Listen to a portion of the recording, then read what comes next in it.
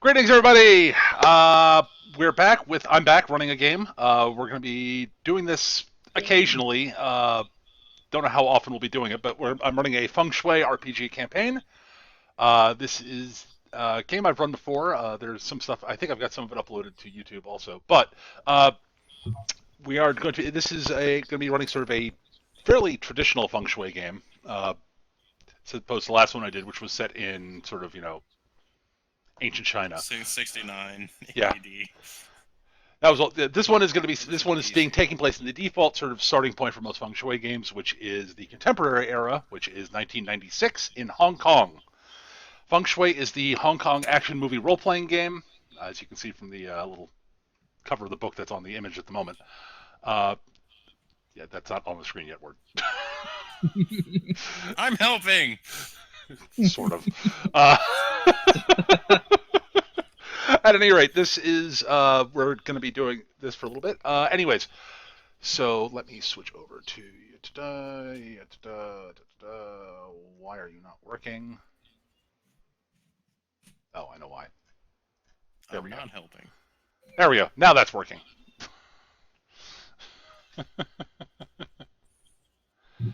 Actually,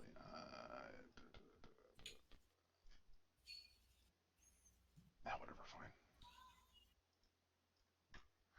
Anywho, so this is a new game. It's set in Hong Kong in 1996, and we have a group of five people. Uh, Pointedly avoiding the word heroes because, oh boy. None of you are heroes yet. Whether you become them or not, it's entirely up to you guys. Not it. Also, I think it's not fair to call me a protagonist because I'm clearly a supporting character in whatever role I've done. So, why don't we do a quick description for each character? Just sort of your name, what archetype you're playing, and maybe a little about yourselves, but don't have to just sort of quick stuff. So we'll start with Word. Alright, I am playing Fong Meifun, who is a medic archetype. She is a greasy Hong Kong VHS bootlegger, and her business has recently gone bad. She's a fully qualified doctor also. Yeah. That's not what brings in the money. Not currently, no. That was the plan. It didn't quite work out that way. Oh, by the way, Word Word, bootlegging was a much more lucrative business than being a physician in Hong Kong. Yeah, doctored VHSs are bigger business than doctoring. Exactly. Not to mention, it's the height of the OVA boom from Japan. Before I forget, Word, I did want to double check with you on one thing. Did you actually end up picking a specialty for your medicine skill? Oh shit! I knew I was forgetting something. Think about that. You don't worry about it right now, but I'm the reason. we'll get to you, Word. Alice, we'll get to you. Okay. So Skitch. I am playing Scotty Wu, a freelance actor / stuntman, which is a modification of the everyman hero archetype. As you could suspect, he is a Hong Kong, martial arts actor, stunts person. Probably has worked with Jackie Chan among others, but he has not become a star yet, or even paid yet in some cases, depending on what role he's in. And uncredited, unpaid, pretty common thing for him. And now he basically owes money to a loan shark and has to figure out how to deal with that loan. All right. Eric. Ivan Zernabog just wants to take a vacation. He is sick of your shit. He's a killer and a Russian mobster and totally not a former Spetsnaz. Does not matter what anyone says. He is just here for a vacation. I am sick of your shit. Alice. I am playing Mao O'Malley, a maverick cop, an Irish Chinese maverick cop. The best name ever. I'm the reason that Wynn's bootleg business has been going bad. And it's all because I gave you that name. I also tend to work undercover, so I'll be using lots of pseudonyms. Like right now, it's Lucky 33. Uh-huh. And Jared. I am playing Yuki Toda. I am a ninja. I am currently hunting down the person who stole a family relic, Right. which I have tracked to Hong Kong, which is why I'm here. It sounds to me like you're playing a character that's actually meant to be taken seriously. Stop that. I'm a Oh. serious character. Your name is Mao O'Malley. The one unserious part. At any rate, yes. You guys are all in Hong Kong, obviously. And the scene opens in a badly lit parking garage attached to a sports stadium. Specifically, there is a kickboxing tournament that's been going on. And it is currently sort of wrapping up. But the garage is mostly empty, and you all are all in the garage for whatever reason you deem that you are in the garage for. And you should probably tell me what reason why you're in the garage, but we'll get to that in a second. But yes, the garage.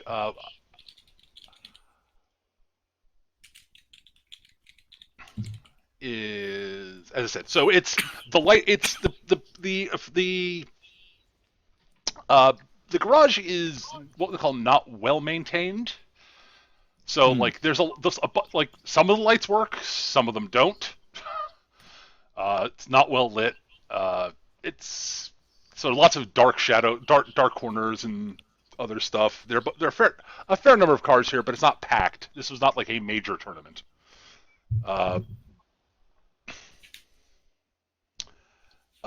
And you guys are you guys are all sort of in the same general vicinity in the garage. I'll let you guys, as I said, decide why you're there. Can it be individually? Absolutely. You guys. I'm there because I was watching it. That's fine. My character is in the garage area looking for loose change on the ground.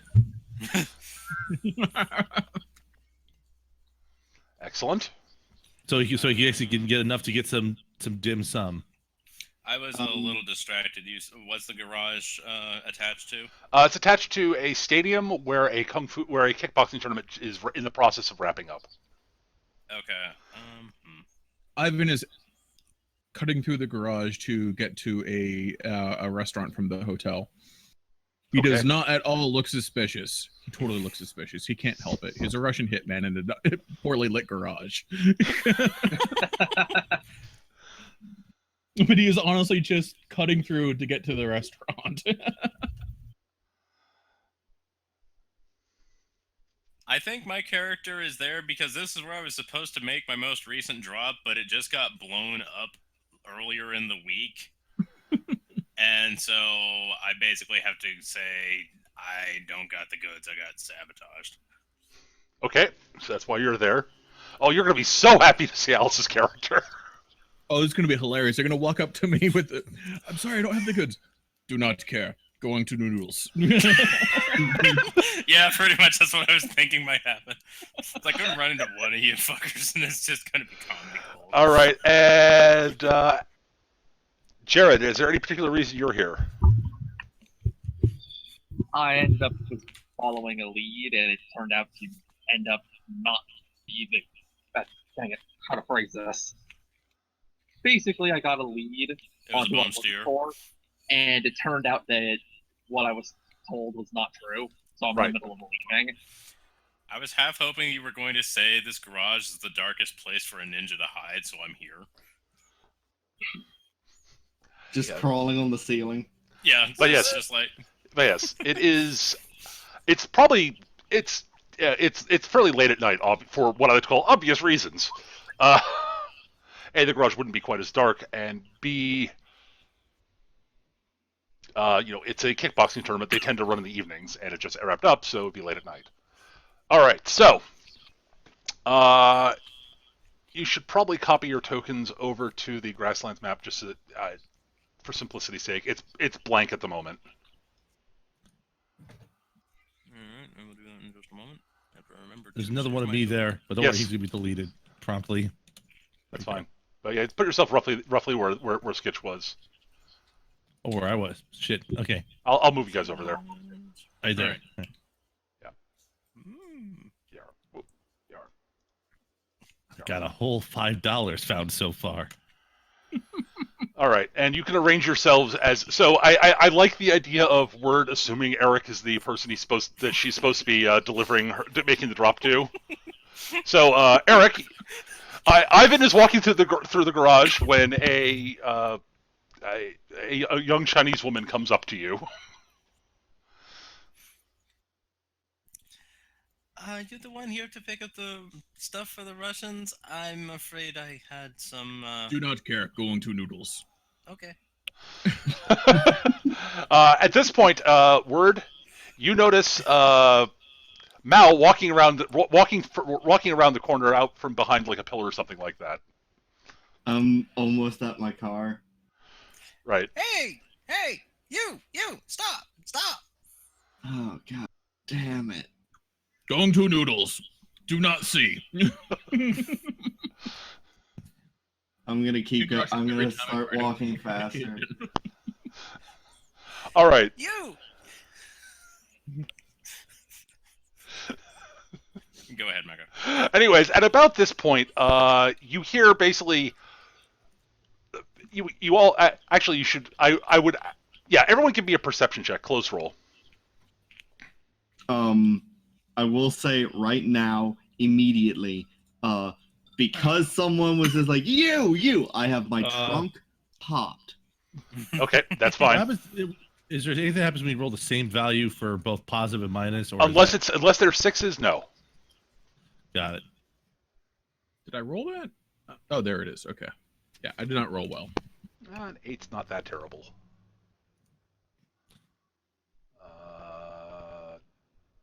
Did I not copy the stuff over for?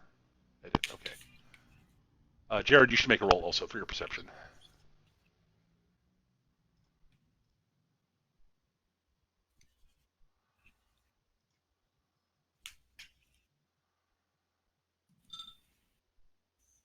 Do we All get right, plus then. 2 to that, actually, now that I think about it.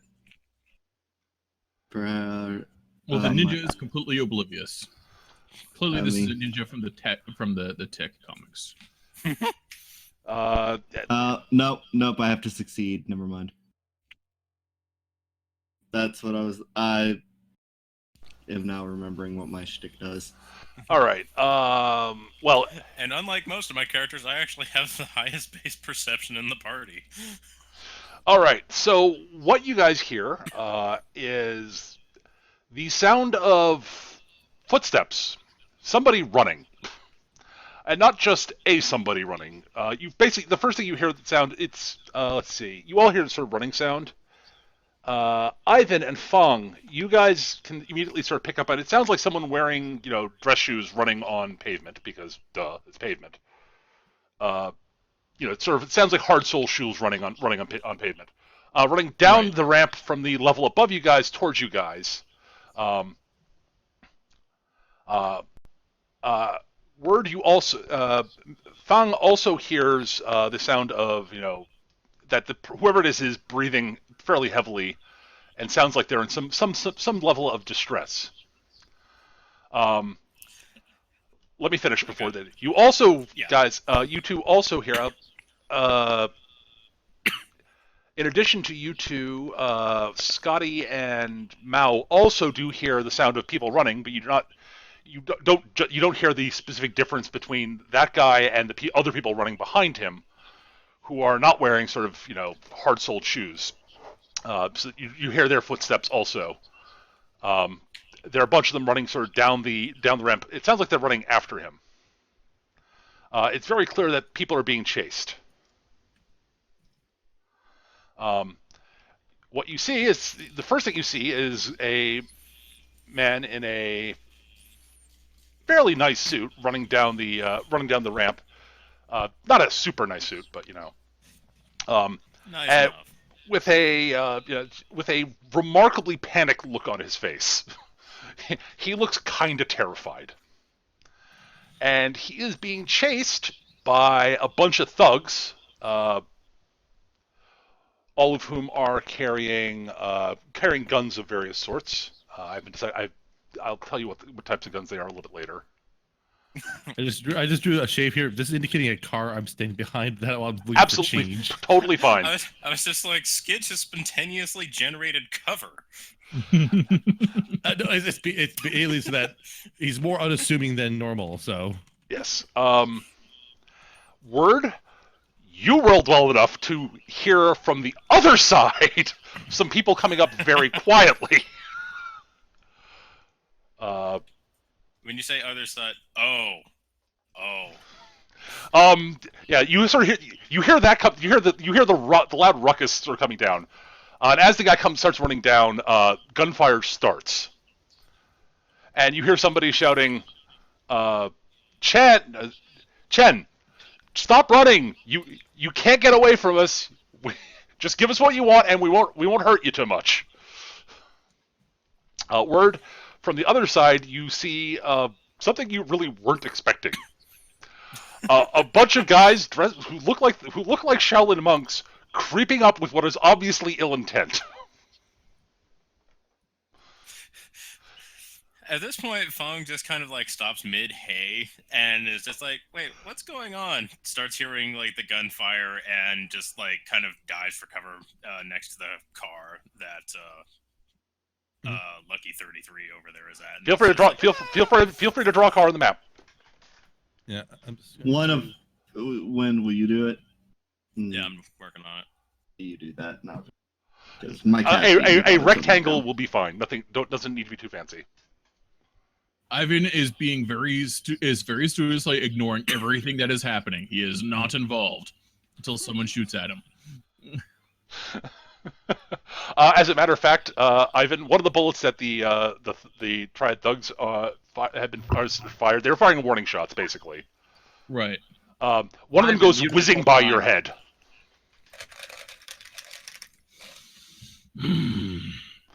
Fine. Ivan now involved. He unzips the duffel bag he's carrying, flings a rifle case in the air, which pops open. A chrome Borelli shotgun drops out into his waiting hands, closes and lands back in the duffel bag. Actually, Peter, I'm going to add something to this.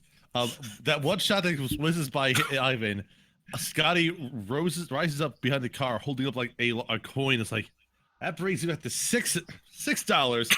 Bullet contacts the coin, which knocks it out of his hand, which is why the bullet ultimately does not hit Ivan. And then he just sort of looks over. It's like he just looks over to the people with the gun and is just more distressed that his money got shot out of his fingers than the fact he was shot at. Meanwhile, Fong sees the display from Ivan and goes, "Oh my god, it's Golgo 13!"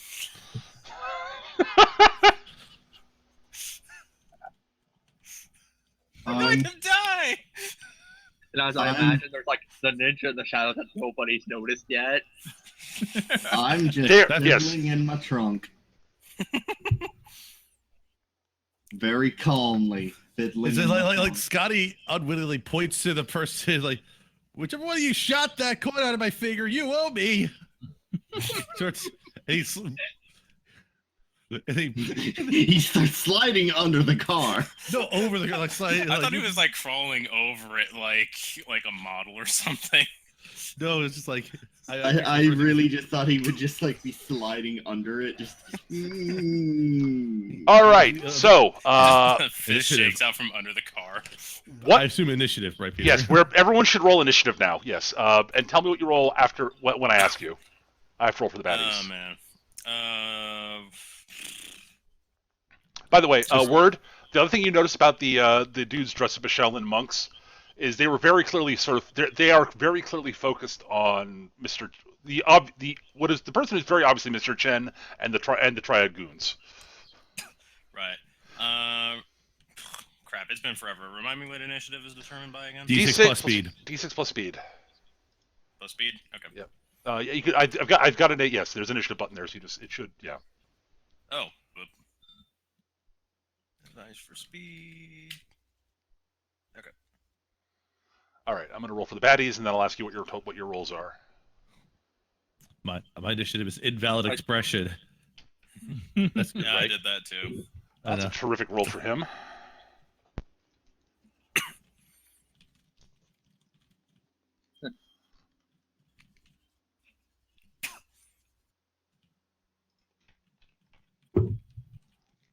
Okay. Not a great roll either.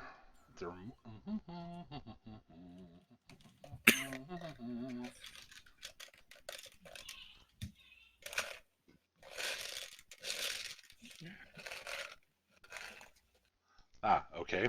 That's better.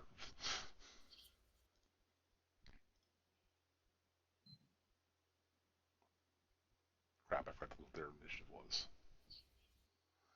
Oh, fuck, I forgot to put their info block on there. Oh, I know it. Let me just look at my notes then. All right.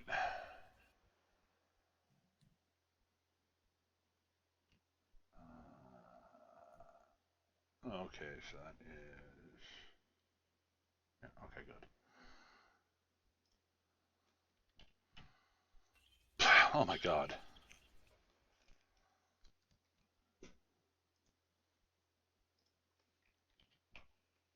All right.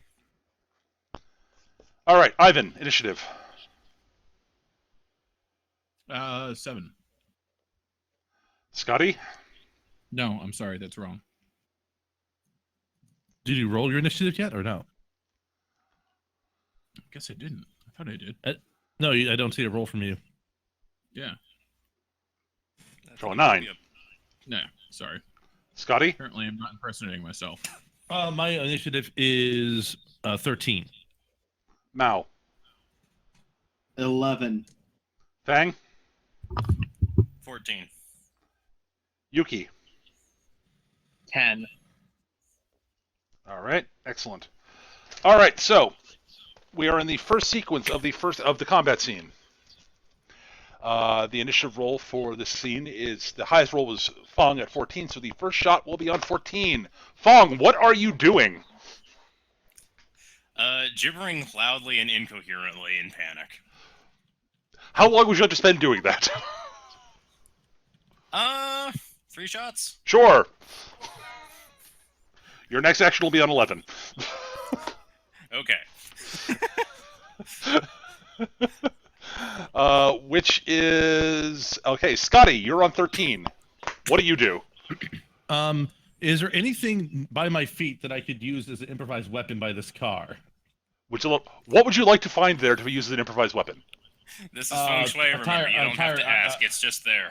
You got a tire iron? Great. There, it's a tire iron at your feet. Beautiful. Someone left tire iron there. I'm going to pick up the tire iron. I'm going to look over who over here has a gun. All of them. So let me say this: the unnamed thugs are all armed with. Let me pick a good, appropriate gun. Probably. I'm going to throw. I'm thinking they're probably armed with mini Uzis. I'm going to chuck the tire iron at Triad Thug 3. All right. I'm going to use a fortune die for this, just to add to the absurdity of the whole thing of him just picking up.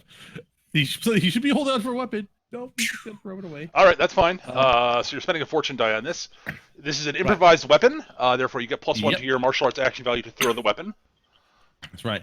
Basically, he sort of picks it up, flips it in the air, looks over these guys, points to one of them, and just declares, "You owe me for that one," and it just slings that tire iron in their direction. Wow, it just ends up at 14. 14. Well, all right. Try his guns action value and his martial arts action value for that matter. Yeah, they also all have like knives and shit. Unsurprisingly, his guns action value is 6. Therefore, you hit. You You beat his action by 5 or more, therefore he is down. Would you like him alive or dead? Alive's fine. He's All just right. like knocking him out. No, you knock him on. You throw a tire iron, it clocks him in the head. He goes there, thud, and falls over. The tire iron falls somewhere between. The tire iron falls somewhere between you and him. Yeah. Oh, by the way, Cool Bobby D, Alice, you actually sort of recognize him. You being a cop, so he's part of one of the local triads. He's sort of he's an enforcer. He is currently armed with a big fuck off revolver, but he also has a machete slung over his back, and he has a smaller automatic handgun at his side. Dude's All armed. right. You can't tell exactly what the gun is at his side right now because it's dark, it's far away, and it's in its holster. So Right. So that was Scotty's action. You will act again on 10. Nobody acts on 12. 11. Fong, some of the Shaolin monks, and the named Shaolin dude get to go on this phase. I'll reserve my action. I get to go on 11 as well. Yes, you do. Mao also gets to act this phase. This shot, sorry. Yeah, Fong will go last on this shot. That's fine. What would you like to do, Mao? By the way, you are unaware of the monks behind you.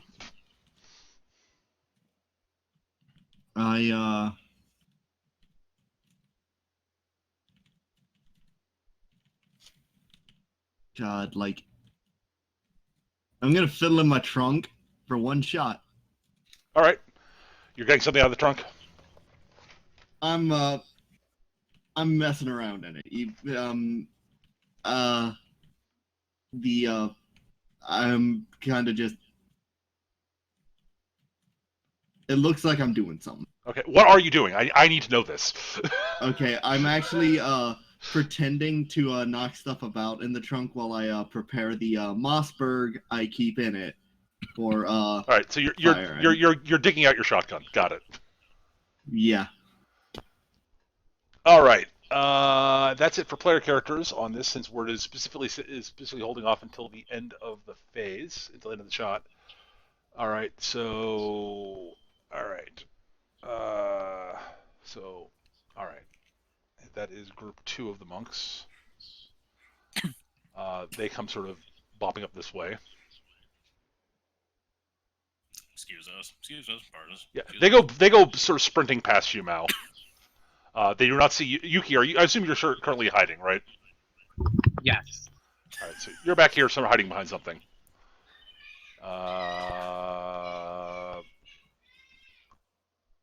Let's just make it a pillar of some sort,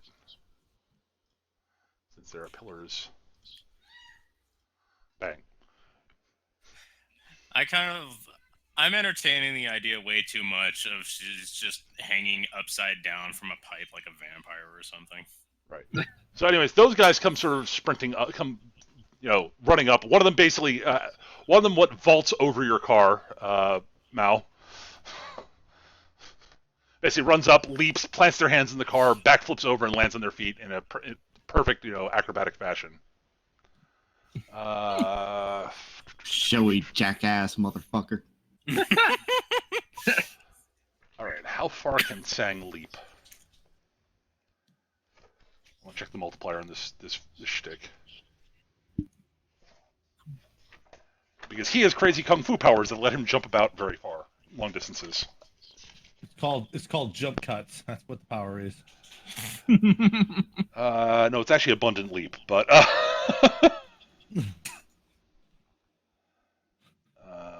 oh my, that's a long way. It's called missing footage. Yeah, he can actually leap 24 meters if he uses the power. Wow. Yeah. But he goes sailing through the air, over the car, over Fong's head, out into the middle of the action.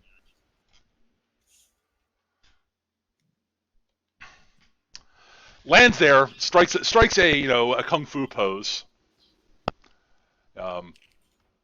He sits there, sort of looking fairly passive, and he looks very calm and relaxed, with a bit of a slight sort of superior smile on his face. And he says, "Mr. Cheng, you should pay these decadent fools no mind and turn the map over to me, the map over to us. We'll make sure that you are properly compensated, and nothing particularly bad will happen to you or your family." And he gives a very polite smile as he does so. Hey, I know a guy that does the exact same thing. He very as he's I will say this, as you also, he sort of looks about at the rest of you guys, and he has this look of sort of polite distaste at most of you, actually all of you. Thinking about it, it's like, yeah, no. One of you is very clearly a decadent Westerner. Oh, I think he's referring to me. Literally, I'm a decadent Westerner. Yes. I'd like the idea that Ivan would be a decadent Westerner, even though he's actually from part of Russia that is more eastern than Hong Kong. He's so far west, he's east again. You're the farthest west. Yeah, wow. Like, the only one of your group that he might even remotely approve of is Scotty, and not really. I knocked out one of his henchmen, so... You've not touched any of... Guy. Yeah. I mean... right. It's the Yeah. other henchman I didn't knock down. Fong is is at bare minimum an undisciplined, lazy piece of crap. Mao is a goddamn half-breed, and Yuki's freaking Japanese. Yeah, that's a dangerous thing to be in Hong Kong. And this dude is a Shaolin monk. Well, sort of. You'll see. And as he's saying all this, he flicks his hand. Actually, he doesn't attack anything yet. He's waiting to see. All right, and that is it for 11. Sang only made a move, so it's only how many shots is Abundant Leap? Are these guys acting on a different shot? Yes, they are. Okay. I broke the mooks up into groups of 3 on each side. 2 groups of 3 on each Fair side. enough. I figured that's what it would be. Just give me 1 second I just need to work out when he's next acting. I don't remember if Abundant Leap has a shot cost or not. I don't think it does. Come on. Find the right page, Peter. There we go. Oh no, it's a 3-shot action. Okay, great. Yeah. All right, so that's a full action for him. He acts again on 8. Okay, Fong, we're at the end of shot 11. All right, so she was battling there for a while, but then this scary kung fu guy just hopped over the car and got his henchmen all out here, and now he's saying scary things. So clearly this is a dangerous situation, and well, she's going to reach into her bag and pull out her weapon, the Ares Predator 5. You seriously have an Ares Predator? No, that's what she calls it. It's a signature weapon of the AMT Automag 5, but I named it the Ares Predator because she's a Shadowrun nerd. Yes, it's an AMT Automag 5. It is a giant fuck off autoloader handgun. It is the fuckest offest gun in this room that is single-handed. Wow, that's like. I wonder why she even has that. That's pretty fast. It's a 50 It's a 50 caliber. It's a 50. It's a yeah. The 50 cal. That'll blow your arm off. That'll blow your arm off, man. And she's going to try and blow the arms off of these dudes over here. Whoa! You're shooting. I'm shooting at all 3 of them. I'm gonna dump a fortune die into it. All right. That's a 3-shot action. You have a penalty of 3 to hit. All right. Fortune die is 2. Open roll. 13. 11 is the final result. Yeah. All right. 11 is that enough to actually take them? That isn't. Well done, Word. So, Wow. Fong pulls out her gun, and you hear the deafening percussive sound of a 50 caliber handgun going off 3 times as she fires 3 bullets and drops all 3 monks. That was a Damn. lucky shot. Wow, those aren't even blanks. No, they're not. Oh wow. I may be a frumpy, fat, undisciplined slob, but I've got a big enough gun that it doesn't matter. This is the premise for a really, really bad Z-grade movie here. I picked the worst archetype and made the worst character for a reason. Sketchy anime with a gun. Okay, that was not. Well done. This is the one thing I was good at when I played Yuan was wiping mooks. I can do Peter, that here I'll get too. one more. It's like stop out or my Doshinji will shoot. Oh God. All right. I forgot to Okay. for these guys. They are acting on. But yeah, Eric, I had a feeling you would get a particular enjoyment out of the Yeah, signature the name. Ares Predator 5 is cute. All right, we're on to shot 10. Have a Scotty, Smartling? Yes. Scotty and Mao, you guys are going. Good question. Okay, these guys have not moved yet, so. Nope, they did not roll well for their initiative, but they're very clearly aggressive towards you guys. As a random aside, now so are the Shaolin. I imagine Sang's just like, what the fuck? Oh! Oh! All right. At this point, Scotty is going to do a rather dramatic act here. He's going to get into a low stance, then basically do a maneuver in which he throws a sideways roll across the top of the car. And as he's landing, one of the coins he has, he's going to flick with expert precision towards Thug 2 right at his stupid face. All right, cool. So put yourself on the third card. That's great. Beautiful. Like there. And I'm going to throw forward to dice in this because I'm trying to go as bullshit crazy with this. Wow.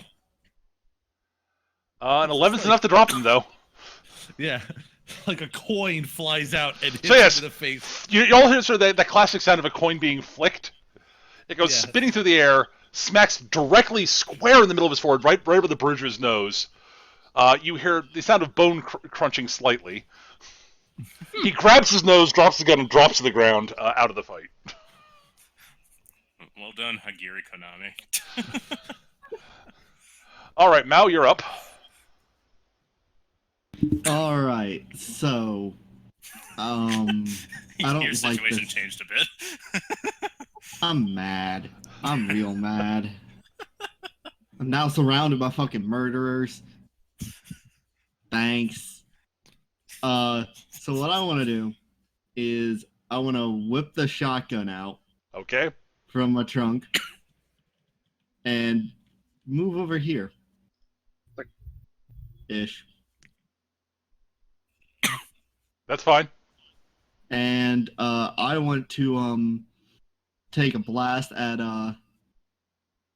Thug 5 and reload with that. Oh, you want to? Okay, so you want to kachink your shot? Do you want? Okay, so you're gonna shoot first. You're gonna shoot first right now, right? With a normal shot. Yeah, and then I'm gonna. Yes, you want. And, when you're next at, you'll get to kachink your shotgun on your next action. All right.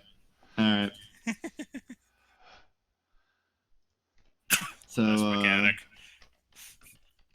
open roll on just add my shot. Yeah, open roll gun score. A 13. 13 on Thug 5. That'll drop him. I assume you're using a slug for a shot at that range. Yeah.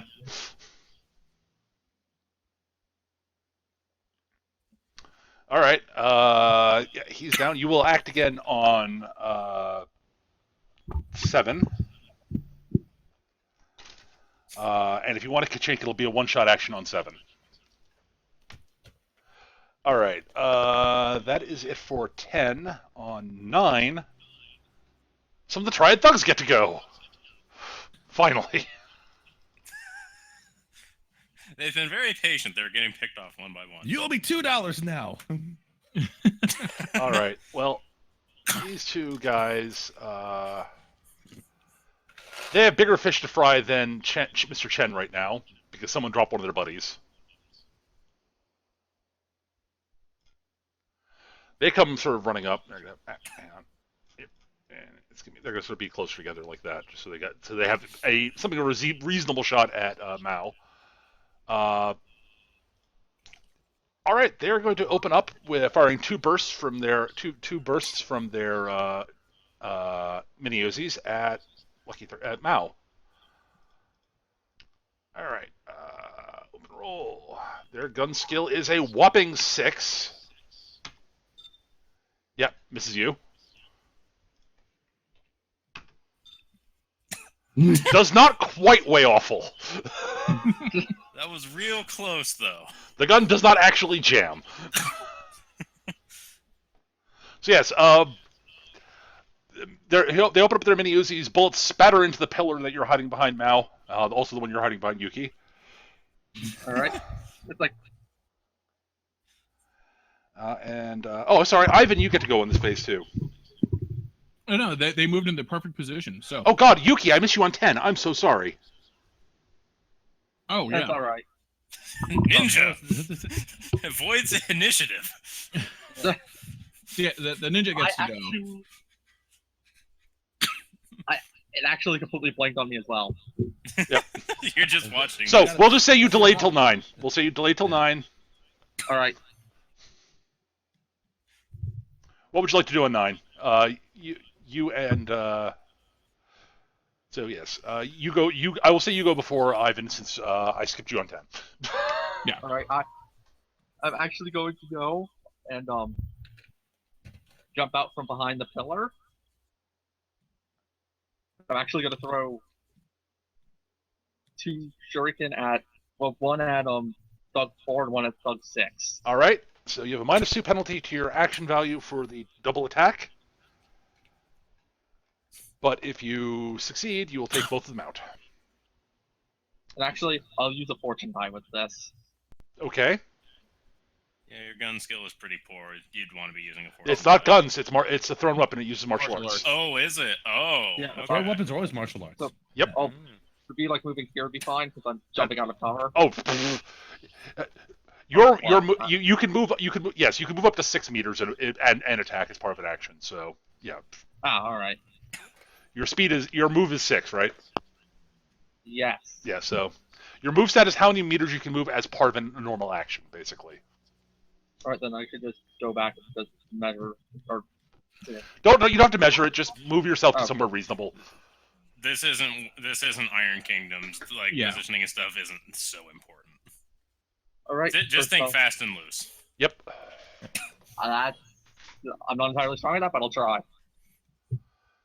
You'll get used to So it. this is what, a closed roll, or Open. It's open. Open roll. Combat's All always attacks are open rolls. rolls. Combat's always open rolls. Ooh, 6 on the fortune die. Okay. I think they're hosed. As long as the other dice doesn't explode in the other direction. Nope, they actually evened out. You had a penalty of 2 to the roll. All right, you can just add it to their dodge. It doesn't really matter either way. So that's a Yeah, 22. that's Yeah. I'm assuming you want them dead, right? yeah. All Oh right, crap! yes. I forgot to actually put in the penalty. Don't worry about it. I adjusted for it. Oh, all right. As a general rule of thumb, don't worry too much about that. If you remember, great. If you don't, I can handle it. It's pretty easy. Oh, Alice, a word. Did you want those the Shellin alive or dead? Do you think they're gonna be alive after getting shot with that damn thing? Depends on where you shoot them. I'm shooting wildly. I don't know. Let's see here. Again, it's up to you. I mean, if you don't care. First guy dead. Second guy dead. Third guy alive. So this guy's not dead. All right, great.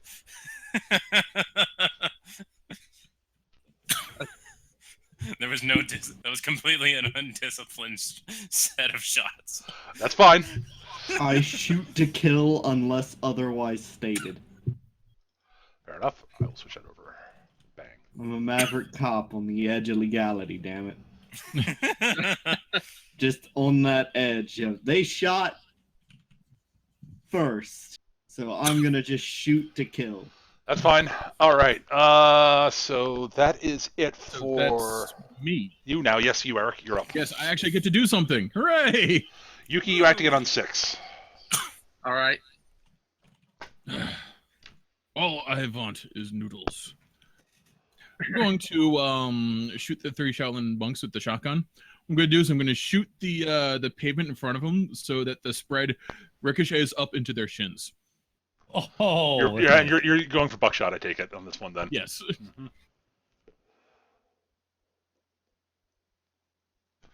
Roll to hit. Yeah, you take all 3 of them down.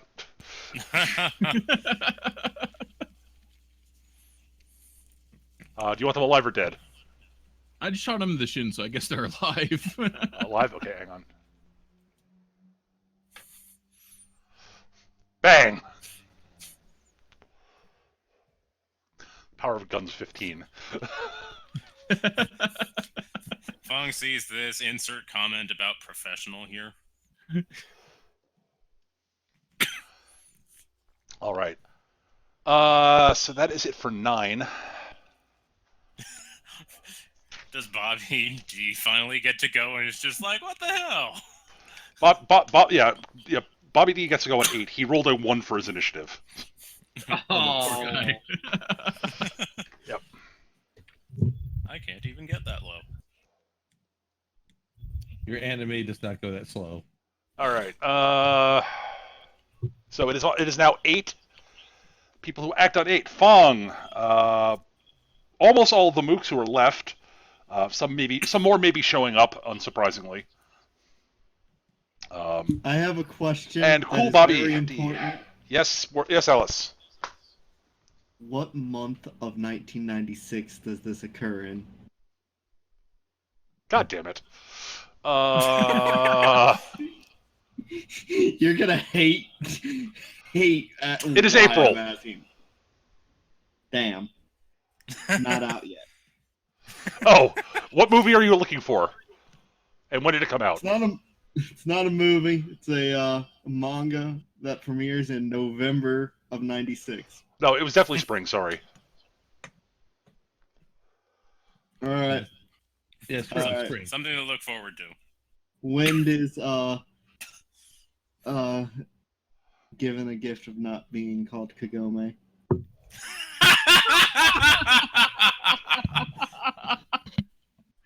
All right. So, all right. When Fong goes first, because you're a player character, you get the nod. When was my next action? You act on 7. 6. You went 7. You act on 10. It's a 3-shot action. So you act on 7, where you get to chink if you would like to. No, I waited an action after 10. So You shot and No, I spent a shot digging in my trunk. that was on 11. That was on 11. All right. So that related you 10, and then you attacked on 10, which is a 3-shot action. Your next action's on 7. Okay. Yeah.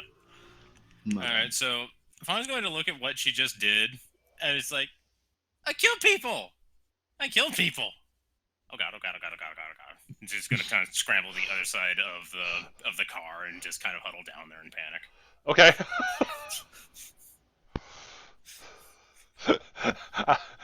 I think that's gonna be another 3-shot panic.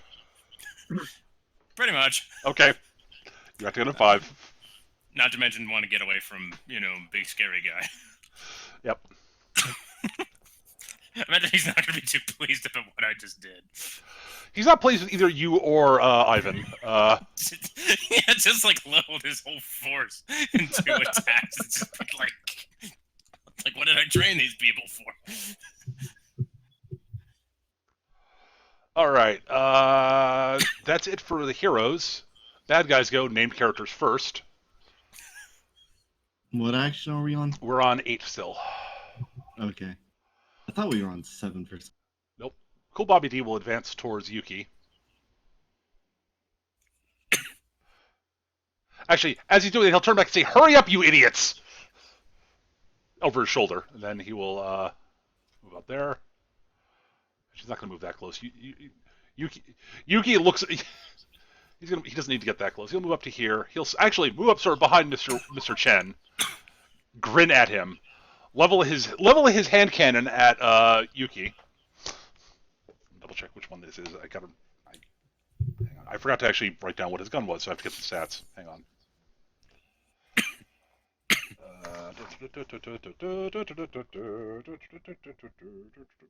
Yep, it is a king. It's a Colt King Cobra.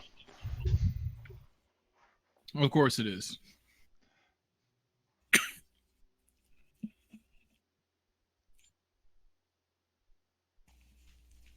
Oh, by the way, Mecha, I picked my specialty as forensics. Okay. And he will level the gun at Yuki, and he will open fire. I'll check one thing here. Did I jot down his? I did. He will, debating whether he wants to spend his fortune die now or not. He gets one. And he doesn't know any better yet, so no, he won't. And he is actually a good shot. Bang! Oh. Okay, Yeah, hits that's not a Yuki. hit. Match. He hits you exactly, Yuki. All right. All right, so I forgot to mention this, and it's a comment rule I should have mentioned, but we'll skip over. I actually am glad he's hitting you because it allowed me to explain the damage mechanic for named characters. Going forward, if you would like to, when I declare an attack on somebody, you can basically say, I would like to dodge that attack. It costs you a shot, so delay your next action by one shot, but it adds plus 30 to your dodge value for the rest of the shot that's happening right then. Also, one other important note: if you have acted on a shot already because you've done something that's been it was your shot and you've acted, you cannot declare a dodge on a shot where you've already acted. Just to let you know. All right. So yeah, he shoots you, hits you exactly so he does not add anything to it. So basically, when you hit, the amount you hit by is added to the damage of the weapon. That's how much damage the attack is. Then the target of the attack subtracts their toughness. That's how many wound points they take. The damage on his gun is 11. He hit by 0, therefore it's 11 damage. What is your toughness? 6. You take 5 wound points.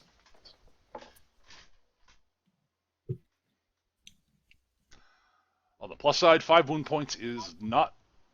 It will not cause you any actual mechanical problems. He wings you. Yeah, it's more of a nuisance than anything else. No, you will take no penalties until you get to 25 wound points. All right. At 25, you suffer a point of impairment. Every point of impairment you have is a -1 to all your skills. So that actually makes you easier to hit. Also, is an important note. At 30, you take your second point of impairment.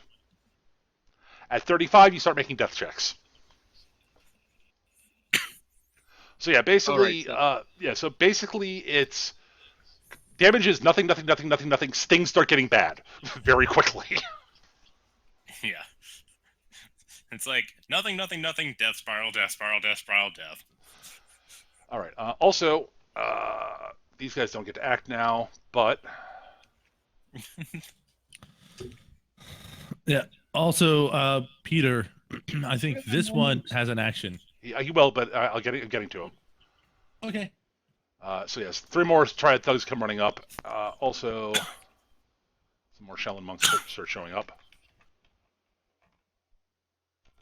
They arrive dead on scene.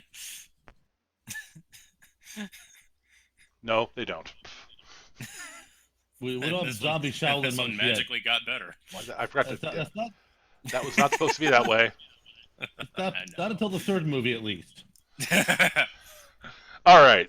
So yes, 3 more monks show up, and Sang goes. I guess Sang's going to go after Ivan because it's an easier target for him to get to, and he could go after Fang. But honestly, I'll put it this way: he's going after Ivan because Fang while she did kill two of his monks, it was very clear she is not nearly as skilled as Ivan is. Therefore, Ivan is a bigger threat.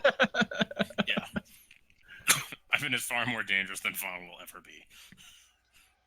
All right. He will pull out his sword. It is one of those sort of slightly curved Chinese swords with like the tassels on the end. Yep. And he comes running up to Ivan and slashes at it. It comes out running up to Ivan, leaps in the air, does a sort of spinning strike as he swings, spinning around and brings his sword down in an overhead slash at Ivan. Does Ivan wish to dodge? Is my question. Before I roll. Yes. Ivan will dodge. Ivan will dodge by calmly sidestepping the strike. All right, that's cool. He is not spending his fortune die yet because, again, does not realize exactly how badass you guys are. I should double check this before I forget. Yeah, I did remember his martial arts. That's an invalid expression. Yes, because I didn't punch I it. did not even need to dodge. Nope. Yes, you basically calmly sort of sidestep away, and he misses completely. You act on 5. Yep. Which is when his next action is also.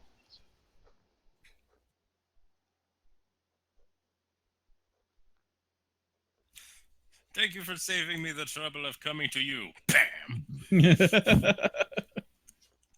All right, they act on. All right, the new arrivals will act on 5. Everyone acts on 5. Well, their action for the round was running up. All right. At this point, Triad Thug 1, who is the last standing Triad Thug who didn't just arrive, will open up on Scotty Wu with his mini Uzi firing 2 bursts. What would does Scotty wish to dodge? Crap. No. All right. Probably the best idea. He's lamenting the lost extra $1, which means he will not be able to get extra pork with his noodles. Well, he misses. The thug misses you. Bullets basically just. The bullets spray in a perfect sort of silhouette around you into the car. I'm going to claim that it knocks the hubcap off the car. Sure, it goes rolling somewhere. If you like it to be near you, it can be near you. Yes. Oh, yes. Perfect. All right, and he acts again on 5. That is it for 5. 6. Yuki, and then. I think you mean enough. That's it for 8. It's time for 7. Yes, 8, 7. Sorry, I skipped over 2 people there. My bad. Yeah. 2 is dead, so. I'm going to use my foot to flip that hubcap up into my hand. Yep. I'm going to yell at Mr. Chen. Hey, Chen, duck! And then he's going to wind up and just launch that hubcap as a discus at Bobby D. All right, I need to work out what kind of damage that's going to be. Give me 1 second. I'll roll the hit first, but I'm going to look. Yeah, and just because I'll be a little greedy with this, just because of the first combat, another fortune die roll in this. That's totally reasonable. Wow, it's actually a positive outcome. Yeah, 15. you got him. You hit him by 1. Yeah, I hit him by 1, so that's. His hubcap's not very heavy, so. Nope. It'll probably be slightly more damage than a shuriken, but not by much. So it's probably going to be 6 damage base. But I need to find the table that has all the. He's like, I get picture like Bobby D wearing sunglasses, and all I basically do is like give him like a small cut on his cheek, and his sunglasses get knocked off. What the hell is that? Like the move looks way more impressive than the actual hit itself. Where is this? There we go. I'm going to actually mark this page so that I don't lose it again. So it's going to get some.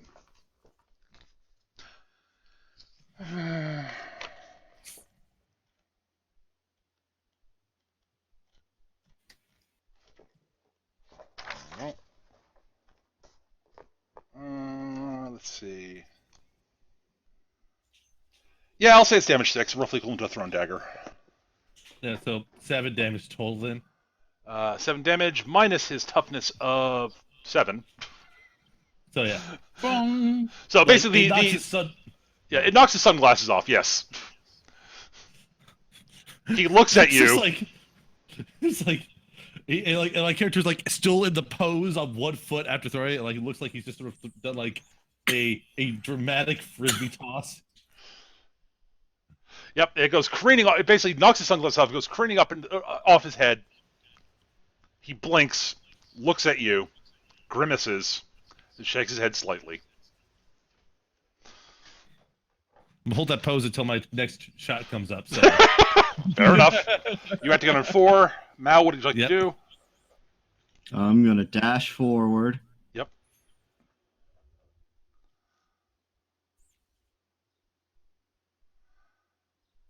All right. So you are not going to ka-chink the shotgun right now, then. Not right now. No. All right. That's fine. It does get reloaded. Yes. It is a pump action. Yes, you're not doing the special mechanic for pump action shotguns, which is ka-chink, where you spend a shot, say ka-chink. You have to say it, and it gets the shotgun on your next shot gets +1 damage because reasons. And I'm gonna look at Bobby D, and I'm going to say, "You're under arrest." And I'm going to launch a slug at his gun-carrying arm. All right, fire away.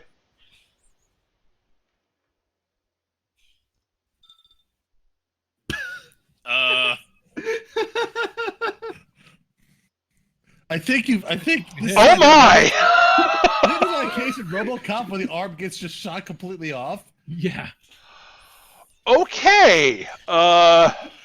What's the score on your gun? Isn't that a 14 gun? The 13 gun. You just brought him from full to 40 immediately. Well, no, he does get to. Okay, so you hit him 33, by. Excuse me, I forgot his. So you hit him by 13. The damage on the gun is 13, so it's 26 minus his toughness of 7 is 21. Is 19 wound points. Ow. Yeah. That's like what the shit? Double like why can't I get a double exploding positive die like that? So yeah, you shoot him, you catch him, your shot catches in the shoulder.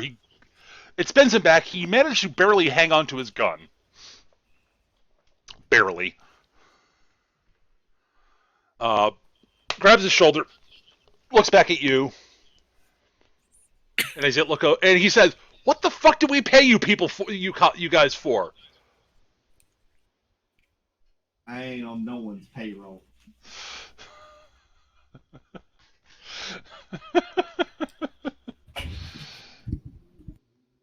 All right. Also on 7, no one else acts. Mr. Chen. Alternatively, you pay me to shoot people like you. Mr. Chen babbles and runs behind the car. Ah! Good decision. I approve of the babbling. Solid plan. Actually, Scotty, you can give me a perception check. If you'd like. You got it. You are close, so you get to make the roll. It's 5. 5? That is actually good enough. Okay. His suit he's wearing a dark suit, so you didn't really notice it at first, but he's got a few bullet holes in him, and he is bleeding. Hmm. Yeah. The blood has not soaked on this. It hasn't soaked far enough to get into his white shirt yet, but you can see through the blood stains now that you're close on his his jacket. He's got one on his jacket, on the left side of his torso, and he's got one in his right leg. And you also notice that you're guessing that it's very clear the bullet that hit his leg did not hit a bone, because he can walk. And he is doing a remarkably good job of not limping. You're probably guessing he's not limping because of adrenaline. Yes, terror-fueled adrenaline. Yeah. Well, Scotty doesn't know anyone who knows medicine at all, so that doesn't matter to him yet. Right. All right. That is it for 7. Bring his car over to mine so we can hide behind it together, and I'll look at him. So 6. Bring his car over? Yuki. All right. I'll actually.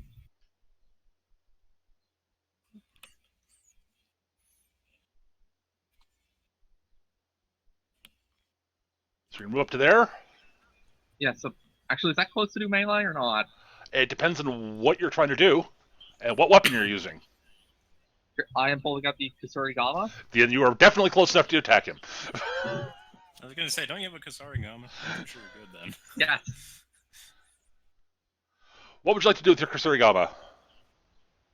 I'm actually going to try to send the weight, like, fling the weight, wrap it around his leg, and then pull it so it actually yanks him to the ground. All right, that's a good stunt. Roll for it.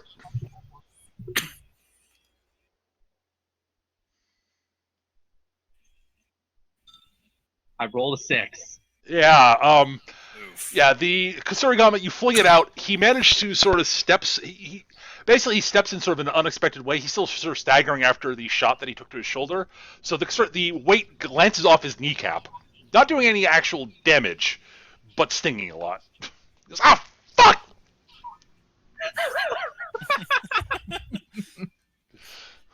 So no mechanical damage, but Yugi, the ankle-biting ninja. all right, right. So that's your action for that round. For that, you act again on 3. Nobody else acts on 6. On to shot 5. Ivan, Feng, the remaining all the mooks and all the bad guys, Ivan, Feng, and all the bad guys.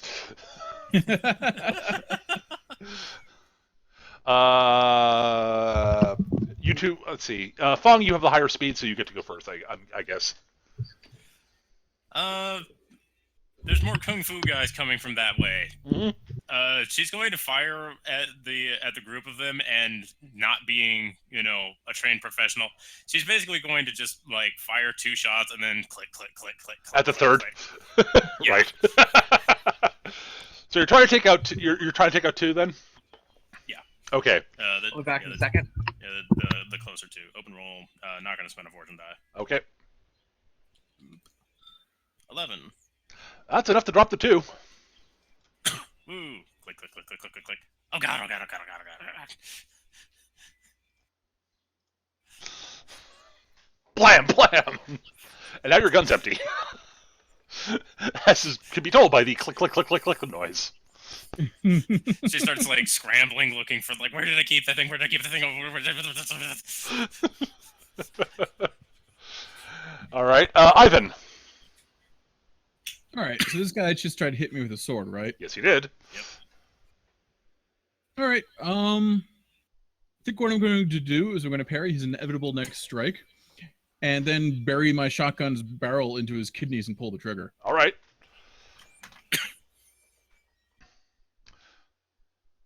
Yeah, basically, he's swinging his sword at you this whole time. Obviously, you're dodging. Yeah. Is that right? Rolled it. Ping, boom. All right. So as the gun hits his kidneys, he strikes down at your gun with his sword, knocking it offline, and the shot just misses him. All right, now he gets to swing at me. Yep.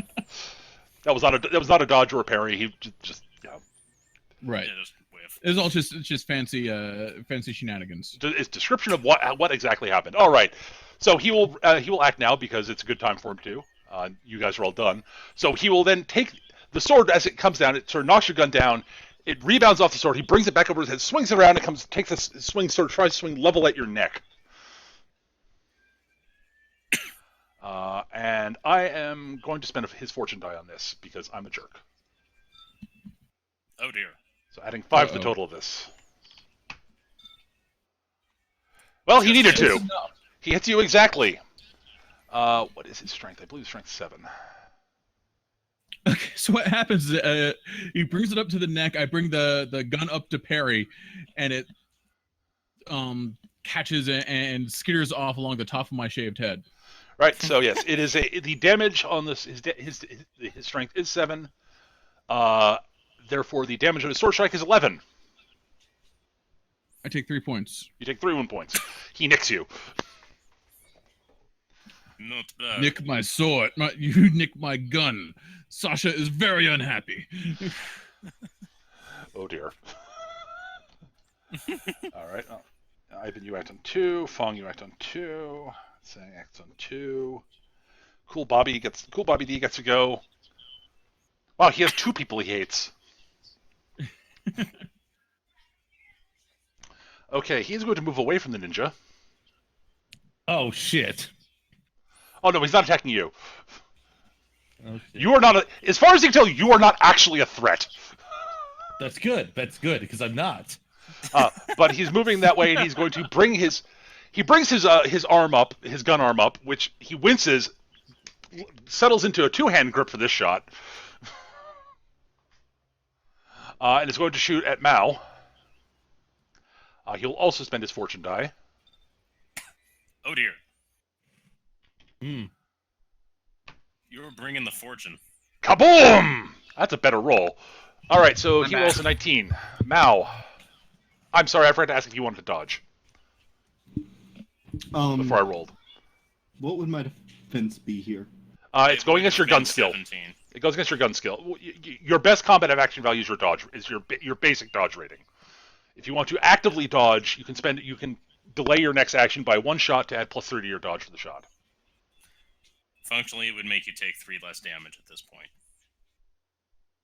I should have asked you before I rolled those, because technically you have to declare your dodging before the attack. Yeah. I will take the full hit. No Okay. dodge. So 19, so it hits you by 5 then. So that is 16 damage. Subtract your toughness. That's how many wound points you take. 8. All right. He pegs you in your off arm. Sort of catches you in the shoulder. Not doing nearly as much damage as you did to him.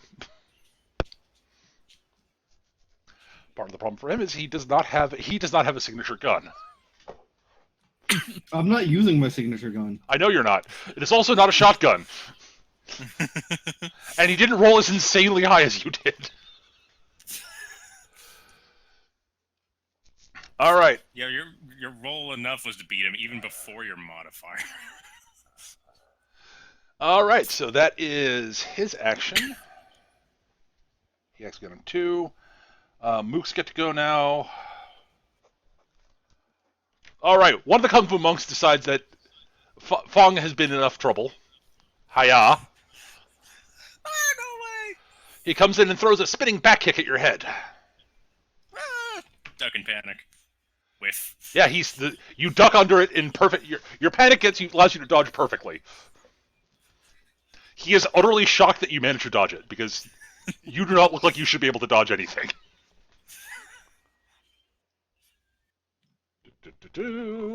No, the only thing that she could dodge is the copy protection on the internet. Indeed. All right, 2 bursts at Scotty from this mook. Miss. More bullets riddle the car you're standing in front of. Okay. Can the Chen rear whimpers. view mirror, can the side view mirror Yes, it falls off. shatter on? Yeah. What do This you want? car's my weapon. That's fine. I approve. Yeah! These 3 open up on Yuki. All of them are firing 2 bursts from their gun. Okay. Ba-da-da-ba-da-da. Oh dear. Oh dear. Oh, wow. All right. Well, His gun explodes. yeah. That's- Quite literally, the gun basically blows. Mini Uzis are normally quite reliable. This guy apparently never ever did any maintenance on his gun, and so the gun backfires and takes him out of the fight. He accidentally loaded the chambers, which is the entire magazine was just black powder. Yeah, so basically the gun backfires. He grabs his hand, screams, and drops to the floor. Oh no, he clearly probably shoved the wrong caliber into it. Something along those lines. All right, second guy does the same thing. Hopefully, he does not roll that badly. No, just Yes, rolled badly. he rolls perfectly average, which means no, he can't hit a named character. Last one. Like rolls a 30. Yep, totally average, doesn't hit you. All right. All right, that is it for shot 5. Shot 4. Scotty and Mao. Yep. I'm going to take the rear view mirror, side view mirror in hand, and just sort of like lunge at Bobby D. Actually, the specific motion is he tosses the side view mirror up in the air, proceeds to do those flashy sideways jump and rolls in the air, then just to grab the side view mirror and try to smash it across Bobby's beautiful face there. As you can see, Bobby Cool has indeed a face only a gangster's mother would love. And all right, this will be effectively a back. club, unshockingly. Yes. So strength plus 3 damage if you hit. Right, and we'll throw. Bobby is still underestimating you, so he does not dodge. Yeah, so he's. I'll throw the fortune dice. This will be my 4th fortune die, and wow, hit by 2. Hit by 2. So that's a total of a 9 for the damage, base damage of the weapon. Right. So your strength is 7. 6. 6. Strength Okay. 6. So that is 9 damage, right? Okay, and then plus 2, you hit by 2, so 11 damage. 4 damage. So 4 damage after soak, yeah, after tough. 1, 2, 3, 4. Man, I'm just not doing that much damage to him because I'm just getting super lucky with the roll. Well, you're doing what's sort of typical, normal individual hit damage against a named character who is as good as you are. Because I'm doing it with a flashier bit of touch to it, you know. All right. Wow. All right. He is badly beat up. That is. All right. So that's it for you. You act again on 1. Mao. I am gonna just keep marching toward him. Oh dear. I'm thinking of that one scene from Old Country, No Country for Old Men. I'm actually, while I'm marching, I'm gonna toss the shotgun to the side, away from the thugs, and I'm gonna reach behind me, where I keep my Tech 9. Oh dear. All right. So you're firing an automatic weapon at him. Am I correct? It's not automatic, actually. I don't Oh think. no, it's technically it's a pistol. Right. First pistol?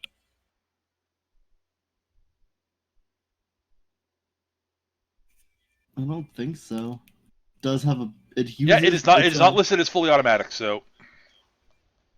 Mm. How many shots can I fire? You can shoot as many as you like, but it won't change the base damage. Fully automatic weapons can do something crazy, but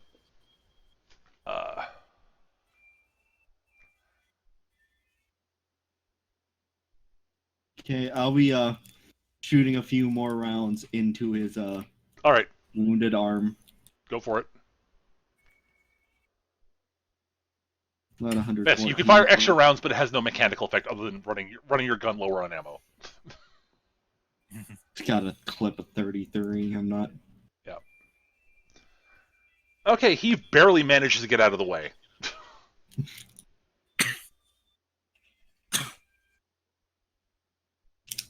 You can give up, or you can keep getting shot. Fuck you, pig. All right.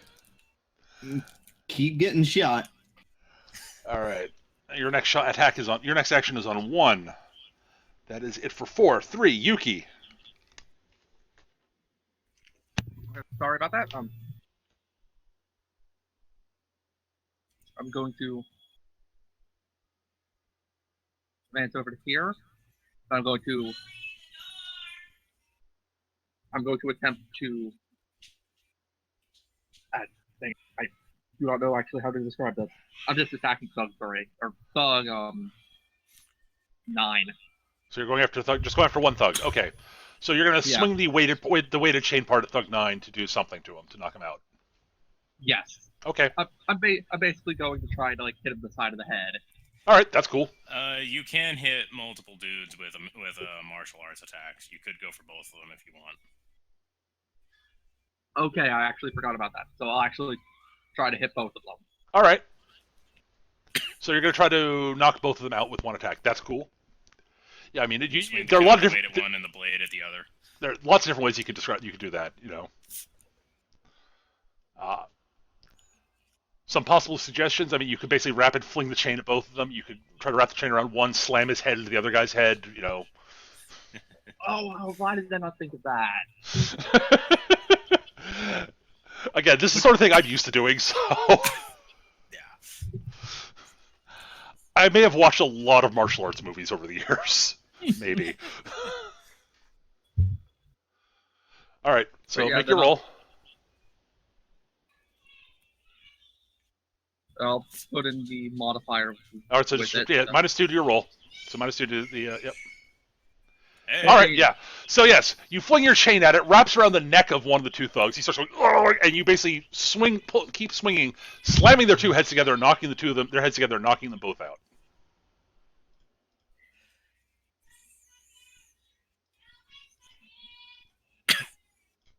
Bonk, bonk. Ow. Woo. There's now All only right. one minion left. Oh, crap, Yep. There's one minion left. All right. So that is it for 3. You are done for the sequence, Yuki. Because there's nothing that happens in shot 0 does not exist. Shot 2. That is Ivan, Feng, and the bad guys. I have a question. Can I move and reload? Because I Yes, can't you remember. can move and reload. Yes, but Okay. reloading is for your gun is a 1-shot action. So if you want to move, it'll become a 3-shot action. Though.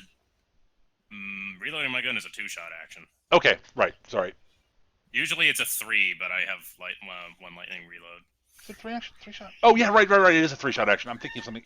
Right. I have Yes. a mega gun. Right. So yeah, Okay. yes, you could move and reload on this one since it'll be your last action for the round though. Yeah, that's. I'm not going to be doing anything else anyway, so yeah, she's just going to run this way. Finally managed to fumble out a magazine from like her back pocket or something, All right. and chambers it, and it's like, oh geez, why? All right. Screaming at the top of her lungs the whole way. All right, Ivan. All right. So as we continue our shotgun versus sword duel, I'm going to back up out of range and then shoot him. That is smart. You're like, okay, this guy is good. All right, I'm going to use my fortune die on this. Oh. 5. Oh, I want him gone. All right, roll damage. Oh, roll dead, I mean. Oh, dear Lord! All right, so Eric rolls a total of 35. So you destroyed. hit by 21. What's your gun's damage? It is a signature Borelli combat shotgun, so it is damage 16. Sasha is love. All right, so that is 21 plus 16 is 37 minus his toughness of 6. 31 damage. 31 damage. He is onto impairment 2.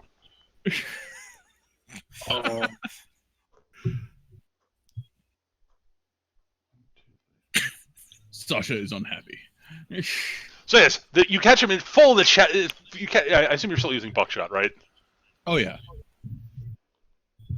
So yes, you catch him full in the chest with a burst of shot, and he sort of staggers backwards, starts coughing up blood a bit, looks at you. Realizes he went after the wrong person.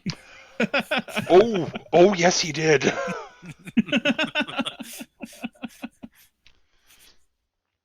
All right. Should have gone after the frumpy dumpster, but no, I had to go after the professional.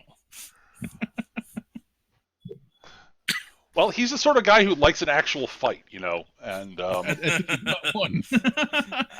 Yeah, And he so got one. That worked out for him.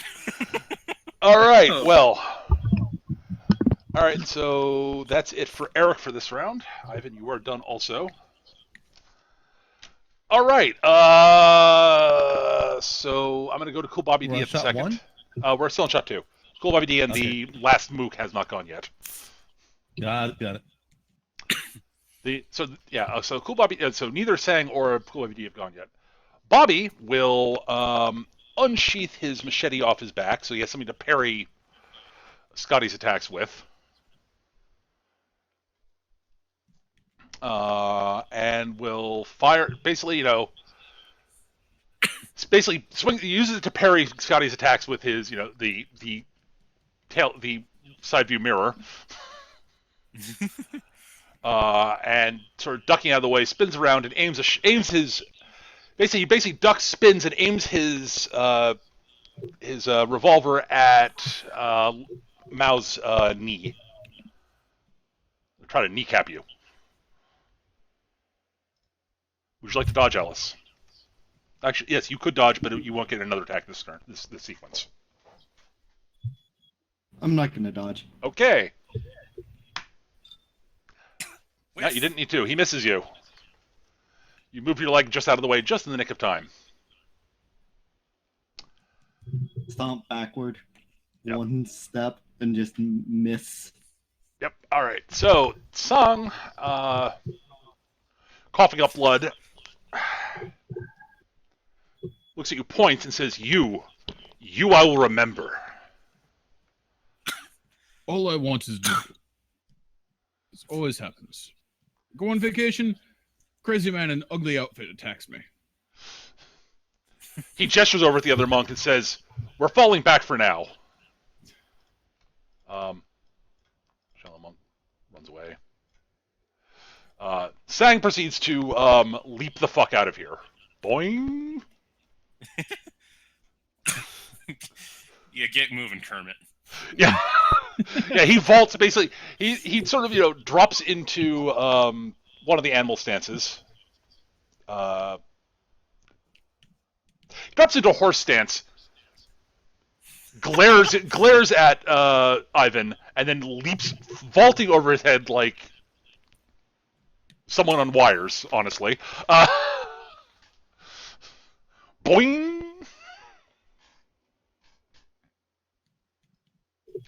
They are running away. I thought you were orange, not yellow. Ooh, that's good. What'd you say? I missed it. I thought you wore orange, not yellow. Ooh, that is good. So yeah, the Shaolin are out of the fight. All right, that's it for shot 2. Shot 1, Scotty and Mao. I'm trying to think which one of us should go first. I'll go first. That's fine. I'm done with this guy. I'm gonna shoot him in the head. Well, you're gonna shoot him, whether it actually hits him in the head or not. Well,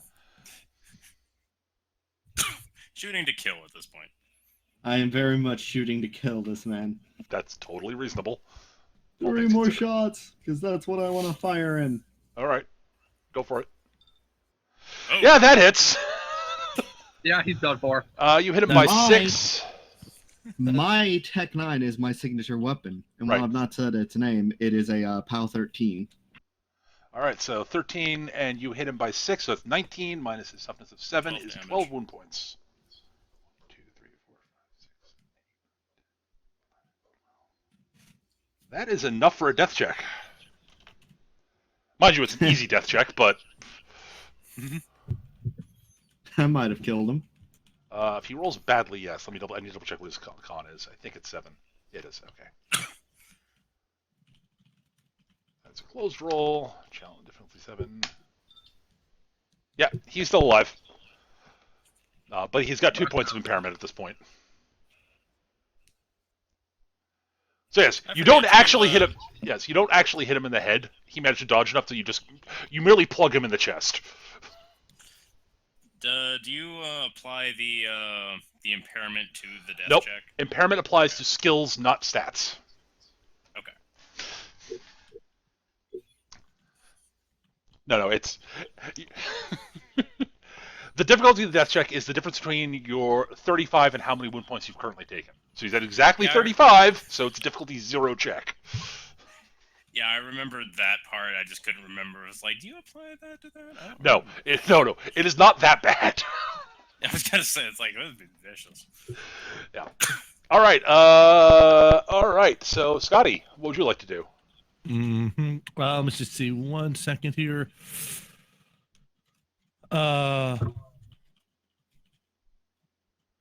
think I'm going to just try to end this with him with Scott is going to almost bring his arm back and hit the side view mirror against Bobby, but instead flips it into the air, spins, and kicks the mirror into his face. All right. I'm not going to make this a fortune die roll, but let's see how this goes. You hit him by 2. Yeah, you get him clean. All right, so that's another. That's by 4. That's another club attack, effectively. So by 2, so that's total 11 No, damage. it's by 4 because he's got the impairment. Yep. Right. So it's a 13 damage. That is hit. 6 wound points. Yeah.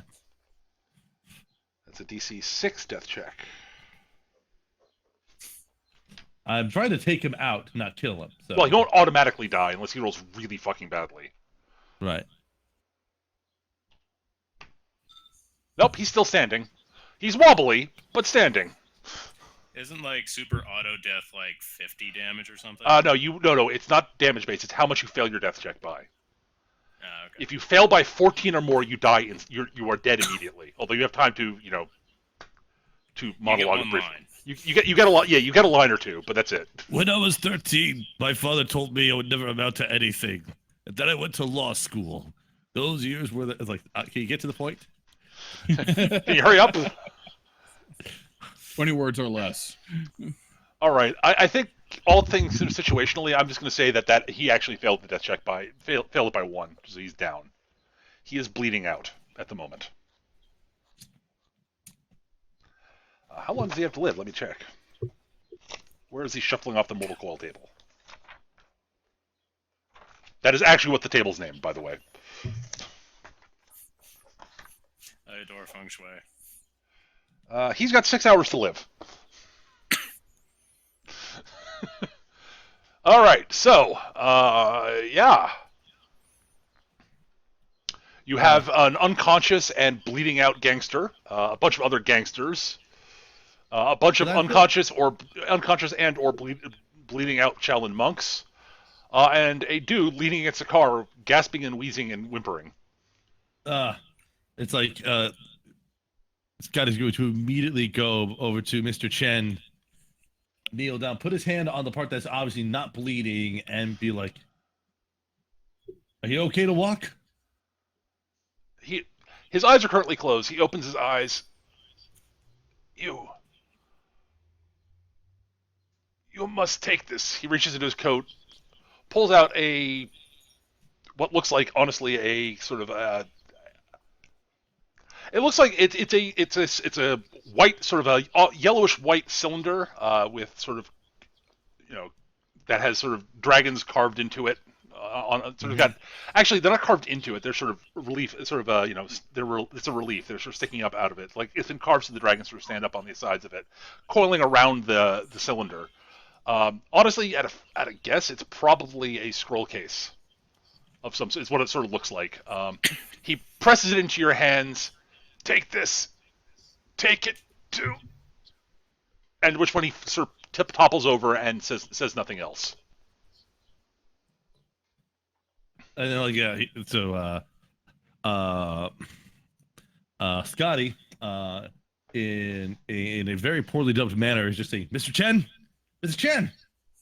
So it's like he's like sort of hands on his shoulders, kind of shaking him, trying to see if he will wake up. Fang might notice, Right now, Fong is looking at like where those guys left, and says like she finally managed to reload her thing, and she's aiming her gun wildly over here. She always sees Ivan. She points her gun at Ivan. Are you going to shoot at me too?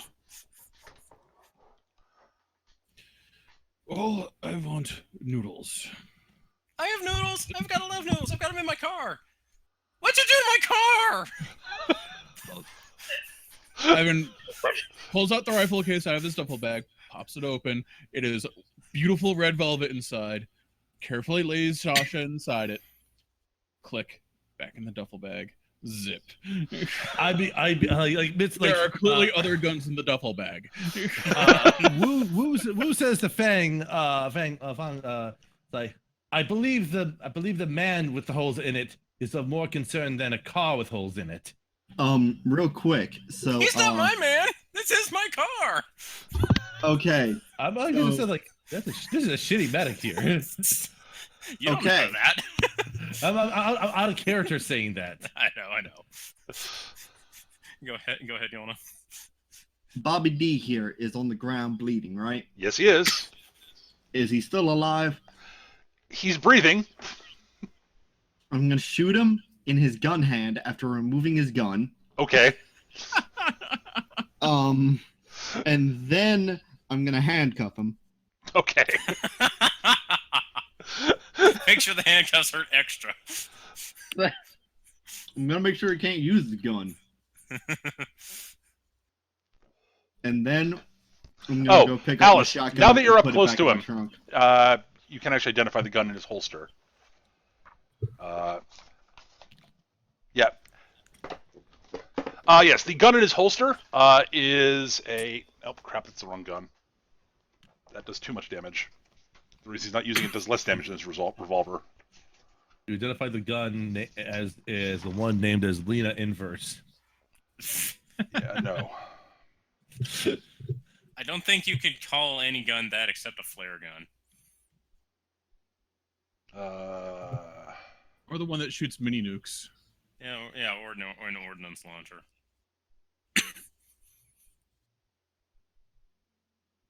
Let's I'm see. gonna fire up Fallout 4 and name a fat man Lena Inverse now.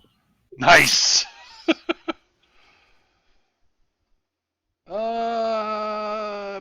Yeah, So it's Dragon's Slave every time I it's fire yes, it's a Browning. It's a Browning high power. All right, I'm gonna take that out of its holster. Mm-hmm. I'm gonna take his revolver, and while I walk away to put my shotgun back in my trunk, I'm gonna like throw them in back seat. Okay.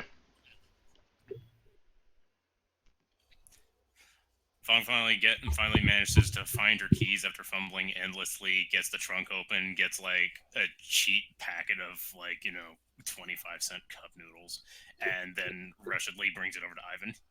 Here's noodles, please don't kill me. Okay, that's like who's gonna be yelling her? Can you drive this man to a hospital?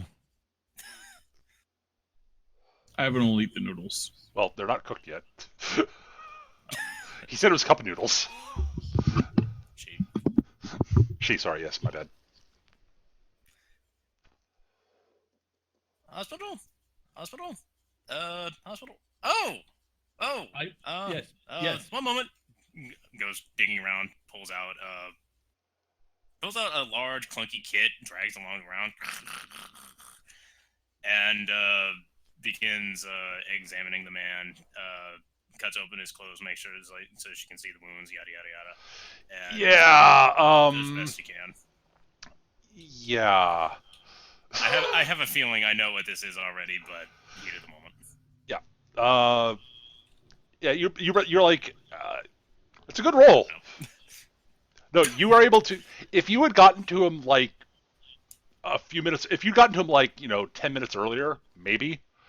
But yeah, he was the shot missed his heart, which is why he's able to running. He had and the wheezing noise he was making when he was running that I mentioned. Yeah, he has a collapsed lung. And is bleeding heavily internally. Yeah, no. He won't even make it to a hospital. Yeah, for the first time in this entire scene, Fong actually seems kind of like reserved and professional and not hysteric and ridiculous. Yeah, as she actually does her job and identifies exactly what the issue is and why it is way too damn late. Yeah, you actually, it's something you probably could have done something about if he had if you'd gotten to him a lot sooner. Like if you'd gotten to him, like if you'd gotten to him at the start Before of the fight, the encounter began. Right, exactly. Yeah, right. That's like the implication we said 10 minutes earlier. Oh yeah, before he was walking dead pretty much. Pretty much, yeah. He didn't realize how bad. I mean, again, adrenaline was what's keeping him going. Right. Exactly. So Scotty's just sort of like looks at the scroll like tube that he has in his hand, tucks it away, takes a deep breath, and then like looks over to Ivan over there and yells over to him, "Hey you!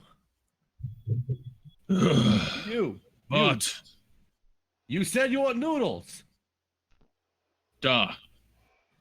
I'm gonna do a fortune roll for info cheap food to knowledge info cheap food with fortune and see if I At this point, I am back over to Bobby D here, and I'm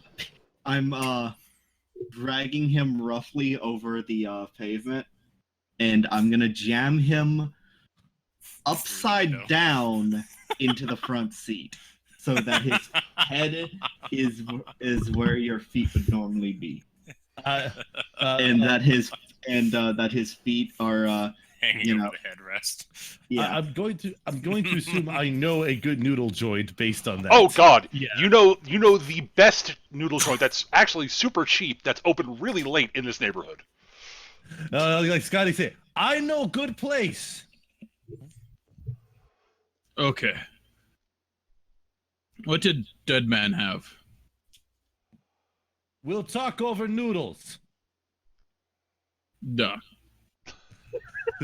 Duh. Oh God. He's only had a few words.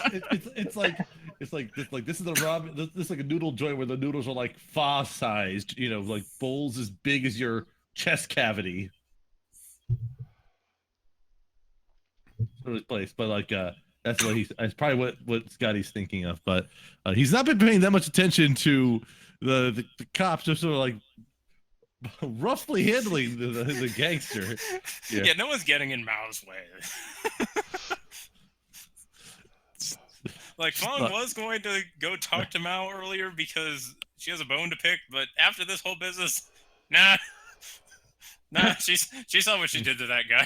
And then Scotty will look at Fong and say to her, you should come for noodles too. Not What? those noodles. Like real noodles. I shouldn't be here now. I should really leave. But there again, you owe me parts for car.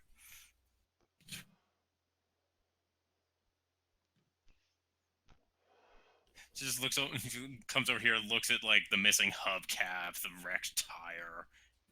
I'd have to call a tow truck. Yeah, you're not sure your car will actually run right now, given where the bullet holes are. Actually, no, the bullet holes. Miraculously, none of the bullets actually did hit the engine block. So they all went through the passenger section. Else.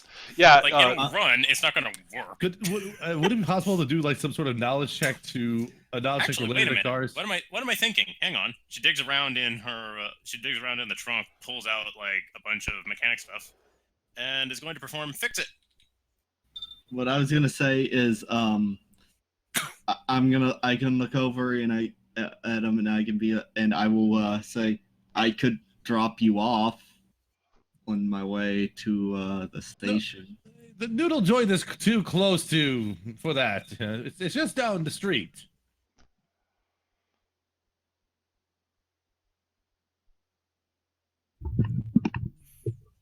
We don't need to be dropped off. Let us go. I am hungry. I'm gonna handcuff Bobby D's feet to my headrest. I'm gonna ask: does do you actually bother stabilizing Bobby? It's gonna bleed out. Yeah, Fong will ask if Mao wants her to do that. I'm gonna ask how long do you think he'll live if you don't? He's got about 6 hours. 6 hours? I'll get him to the hospital. Okay. That's fine. All right. Actually, It's like I was looking at this black dot, and I thought that was Yuki for a moment. I was looking at this black dot. Like, is that you? Or Yuki is? I I know it's a ninja Yuki- trick to replace yourself with a tree stump, but not quite. Yuki's over here, not in the portable hole. Actually, she's currently like searching the thugs for any type of insignia or which part of the triad they're from. No. Like Scotty yells over to All right. Yuki, don't take their pocket change. I called it first. I'm going to Pocket change, sir. I'm gonna ask for the name of the noodle place, and then I'm gonna drive off to the police station. Give me a moment. I'll come up with a name for the noodle place using Peter's magnificent resource. No. This is it. This is finally it. 100% Chang's. Yes. I was going to look at any 100% name that was in the current list of the name generator. I just want Chang to be used. Well, it's going to use it at some point. Sort of like, But yeah, I'll take this bleeding sack of crap to the better cops than I. No. I'm going to say that the name of the noodle joint is I Kill You, Chow. Kill you, Chow. The name special is very spicy. You might want to watch out for that one. All right. So Ivan and Scotty are definitely going. It sounds like Mao will show up after she drops what's his bucket off. Fong is trying to I'll fix go her. along as well. Fong's replacing her tire. Yes, you're I am able going- to. You're able to fix the things that would prevent your car from driving. There I are can't do anything about the bullet holes. no, or the broken window. On the positive side, or car is the- now well ventilated. Or the Is it also the mirror gone too? the side. Well, she can duct tape that back on. Yeah. Yeah, The mirror's not broken. Or the bullet-ridden seats in the car now. I'm gonna so if Bobby D wakes up at all while I'm driving him, he will be upside down, handcuffed to the chair so he can't kick me. And Yeah, no, he He's doesn't. not- He doesn't wake up on the way back to the station. I'm gonna bring out my I guess my sergeant, person who actually is in charge of me, and be like, "Oh, here you go, get him out of my car." Yeah, you bring out Detective Sergeant Wang. Sergeant Wang. He sort of looks I like at to you. imagine I'm going to say, I swear he shot first. Duh. I'm gonna. I like to imagine that you just like drive up to like a drive-in window at your station and you just hurl his ass through the window. There was a moment where I was considering just dropping him off outside, just kicking him out the side, just uncuffing him and pushing him out the side. And leave a note that says he shot first. But yeah, so yeah, Detective Sergeant Wang sort of looks at Cool Bobby D, looks at you. Oh God, the paperwork. His guns are in the back seat. O'Malley, you know how much paperwork I have to fill out in situations like this, right? Do you want me to just kill him? No! Did you even call this in? No, of course you didn't call this in. You never call it in. Oh, for... Gah! Did you read him his rights? He wasn't awake to figure him. Yeah. God, Chip. Wait, is he bleeding out? Maybe. You might want to get that looked at. He's got a hell of a shoulder wound. The juice! He turns around, yells back into the station, tells someone to call. Tells him to get a medic for this guy. Oh, I guess I should I should let get him loose, shouldn't I? And then I'm gonna pull out my handcuff key and So yes, Wang starts basically sputtering.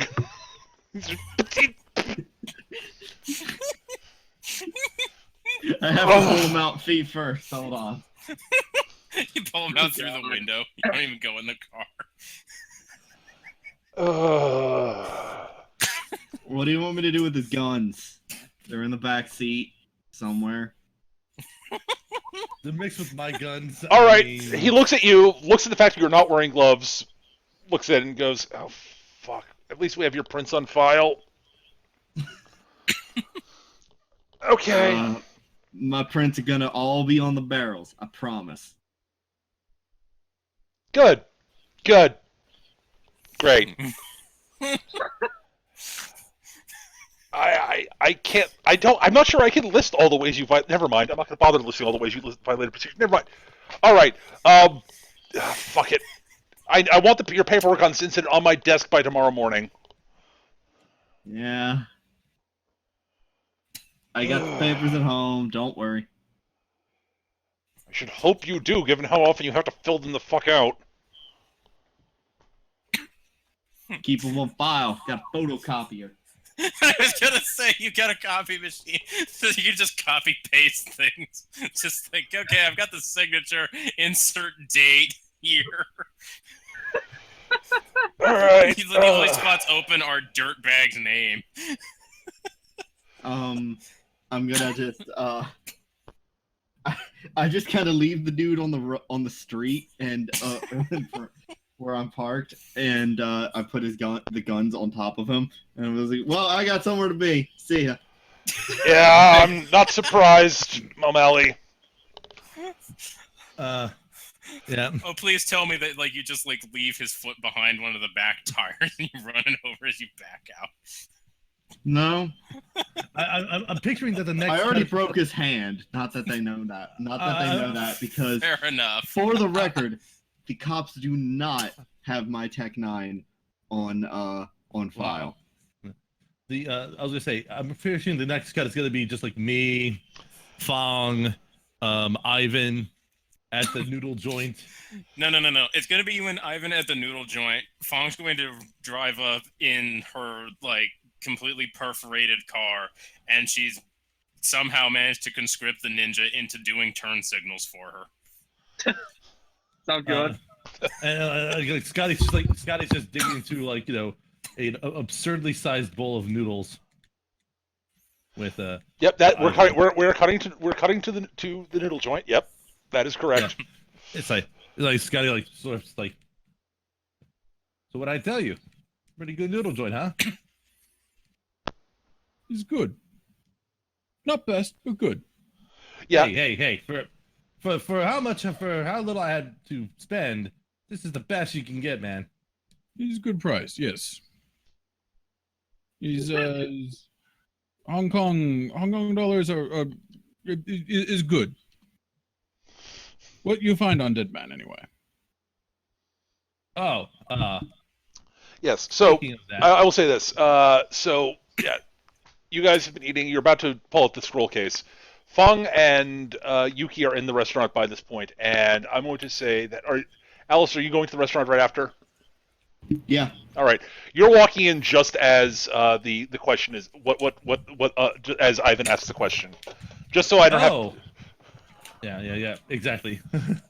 For what I like to call plot convenience reasons. Right.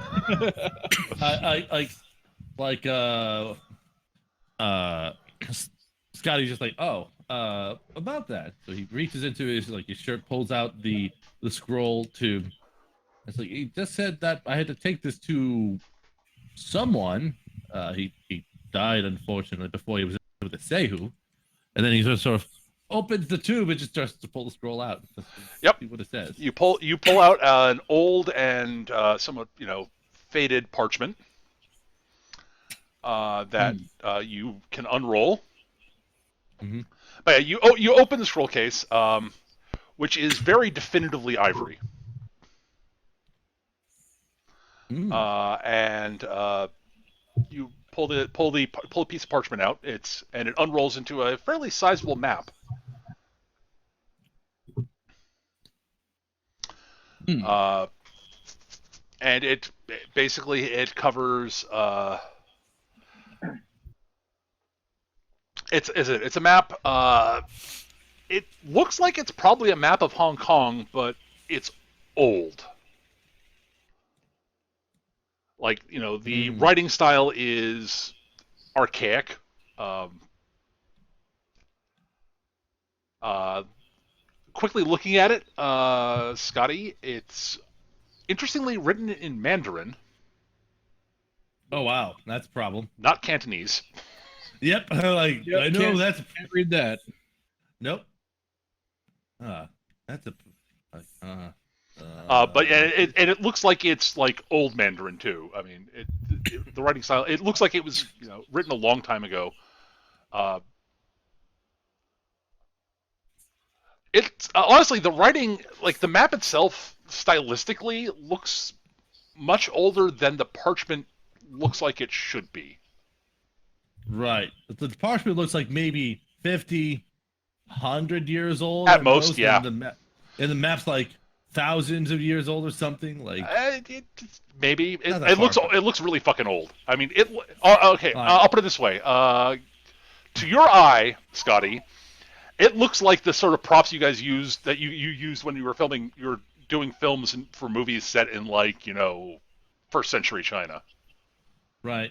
It's like this is like sort of like Scotty just sort of holds the map, turns it one way or another, and just sort of frowns before turning to show it to Ivan. It just looks to be a map of some sort. Don't see anything particularly strange about it, though. What is this? Is not Cantonese. No, it's not. It's clearly the other Chinese language. Mutters under his breath, and then he says, "It turns out it's Gaelic, and I'm important. It is very much not Gaelic. It's in a useless language known as It's in Scandinavian. Get Saunders. It's in Esperanto. Well, they're all screwed then. I will say, I can't read this map, but when Bobby D wakes up, I think we will have a few good questions for him. Since Fong does, Assuming he wakes up, he might not. It's hard to say. Go ahead. I imagine Fong has a basic enough comprehension of what Mandarin is to recognize it as being Mandarin and Old Mandarin, but she couldn't begin to read it. Just because she does bootlegs. It's just like, okay, it's like, yeah, it's like, this is Mandarin, right? And then it's like all the bad translations. It's like, Luckily, okay, the yeah, this is ninja Mandarin. can read it. That's right. She'll say, "Oh, this is Mandarin," but now look at it, and having a slight history in the bootlegging, I'll be like, shit, Angel there's right. Angel. I'm just gonna pick random names from real shitty anime at this point. Now you're Angel from. Who are you calling Angel, Mad Bull?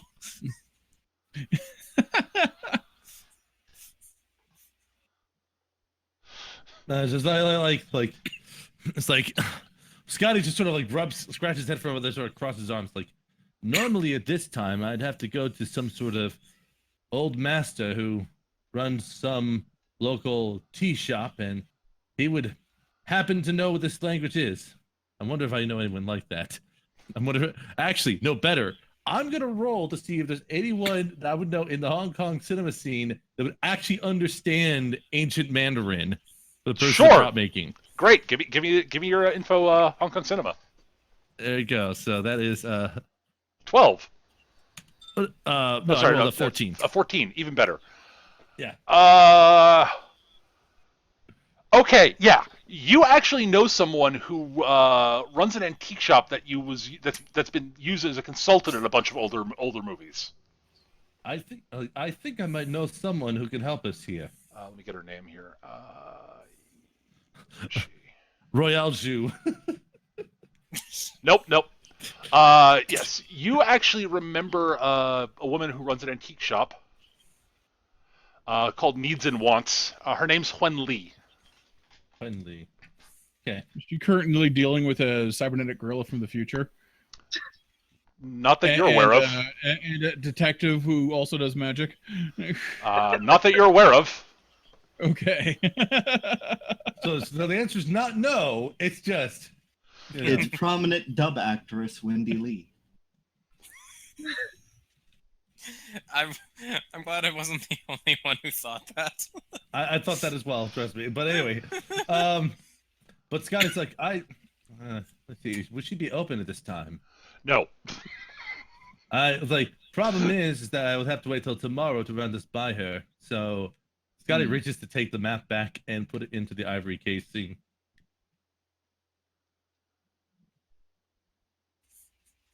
Would not Unless care, if- but is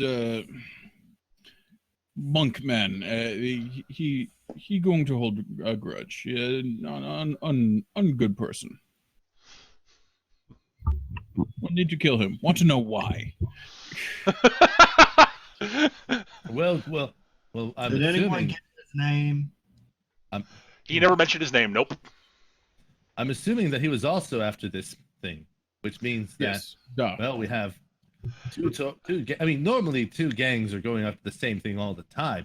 I mean, half the plots for the movies we've been working recently are all running on that same sort of sequence. But Yeah. this is weird being in something that there's not cameras and directors and camera and director. Yeah. Mao, it seems a little odd that the Triads would be after a map, especially one like how this. about I gangland info that? See, Yeah, go why for that it. would be- Where's my gangland info? Actually, could I also info that? Absolutely. Like- If you've got knowledge in Oh, Triads. this is a closed roll. Hold on, or an open roll. Or the triads. I don't know that yet. I did not roll so It well. was, close roll. Close roll. Yep. So you roll with the close. I mean, closed. Neither of us have any idea. It is stupid, clearly.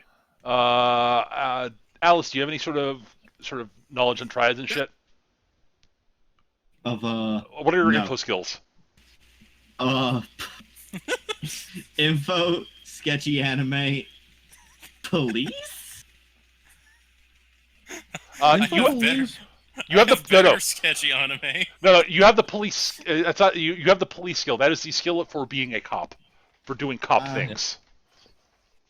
Yes, that was me being questioning. Is this a can I call this a cop thing? Yeah, absolutely. This is info about Triads. Sure.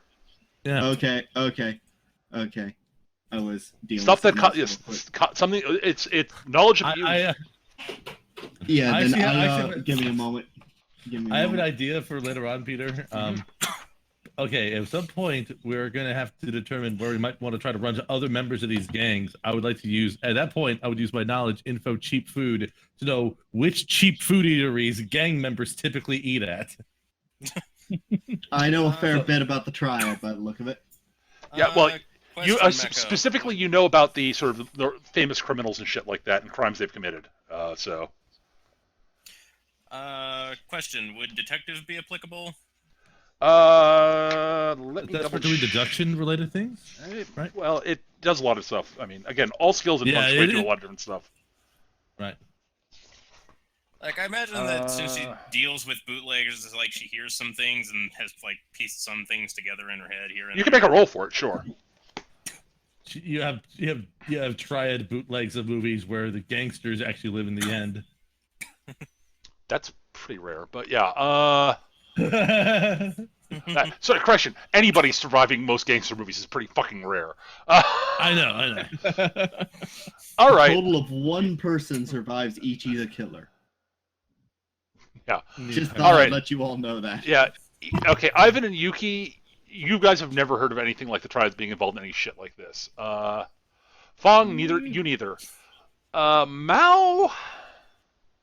It's not guns. It's not prostitution. It's not numbers. Is dumb. No gang would want this. There are a few, like, the only thing you can think of is there are a few guys who are high up in the Triads who have a sort of a penchant for collecting, like, antiques. But that's really about it. Like, real life knowledge, the Triad are the oldest gang in the world. Yep. And there's got to be some people in charge who are superstitious as hell. Yes. Yeah, you could think of at least one dude who is, very, who's big into sort of, fortune telling and superstition and shit like that. He's superstitious, into fortune telling, all that sort of thing. Divining, yeah. Real quick, do I know who Bobby Lee's boss was? Bobby, I'll get to that in a second. Actually, give me another police roll for that. Okay. Another 12. Nice. 12. Last you heard, he was working for a relatively new a guy who sort of recently came on the scene. I gotta get the guy's name. Hang on. What is his name? I just want to make sure I got the right. I think his name's Sen, if I remember correctly.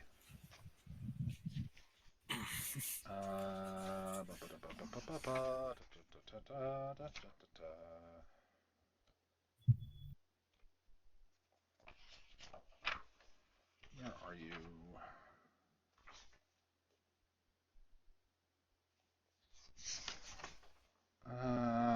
I'm tentatively going with Big Brother Sen, but or Tien, I think maybe. Hang on.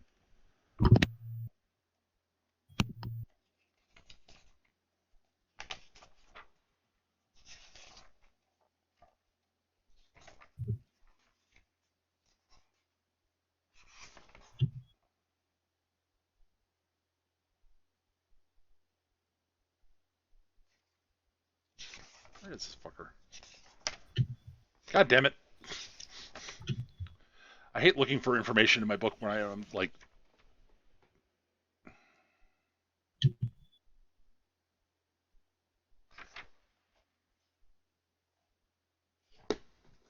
hang on.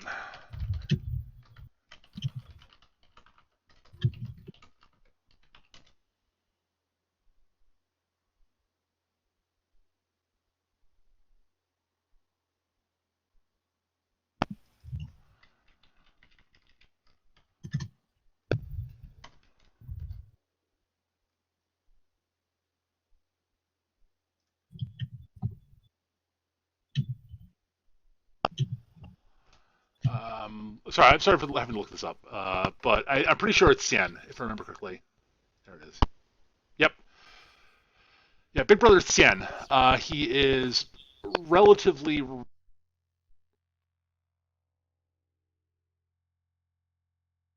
I'm not hearing anything. Sorry, that was my bad. My headset cut out there.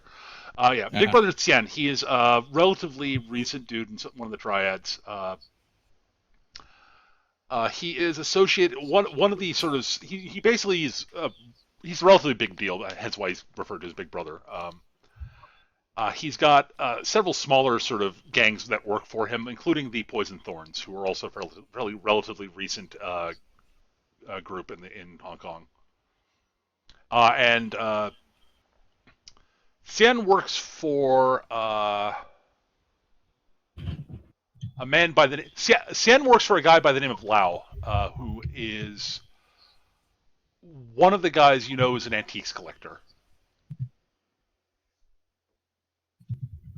Good. Good to know. I will, But yeah, Cool Bobby D works directly for Xian, is the one thing you do know. Okay. I'll keep this to myself for now. That's fine.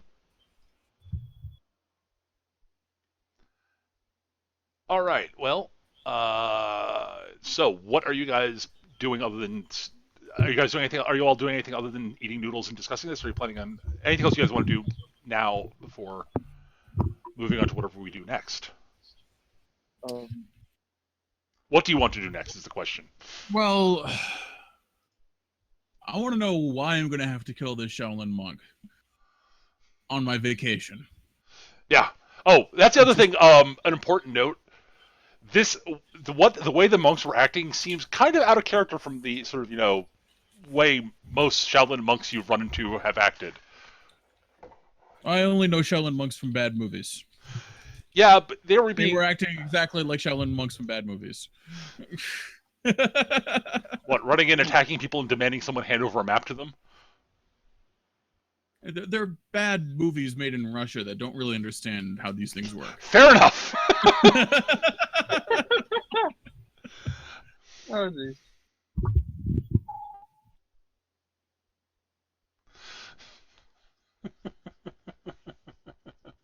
So yes, I need to know what your guys' plan is before I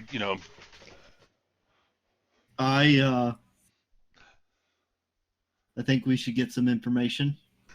Well, Yeah, yes. I'm up for that as well. I think we should I want to see if Bobby Lee, Bobby whatever. Cool Bobby D. Cool dying Bobby D. I want to see if he wakes up in the next day. And I want to see if anyone here, other people get any information about the other people who were trying to kill us, because they tried to kill us. And I don't like people who try to kill people in my city, besides me. And in addition, I want to see if I can talk to fuck brother Lee with the broken arm now and broken hand. All right. Possibly a broken foot. At the entire time, outside of like the one thing that she says, as soon as Mao showed up, Fong has just been like having her head like really, really close to her noodle bowl and has just been staring at Mao the entire time, just like intense looking. What are you staring at intensely? Staring at Mao. Okay.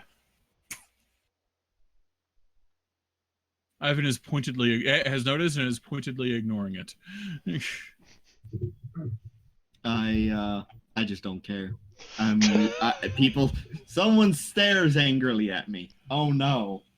You're like the 30th person to do it today. Half the cops in the city do that. And they're paid to like me.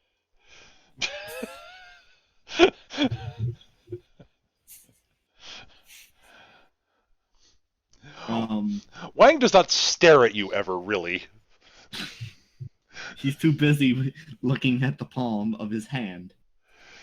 Wang occasionally will glare at you, but usually just shouts a lot. I have paperwork to do. I'm gonna go do that. I'm gonna go to my shitty apartment in the middle of shit nowhere. And I'm gonna heat up a bag of pork floss and fill out the paperwork.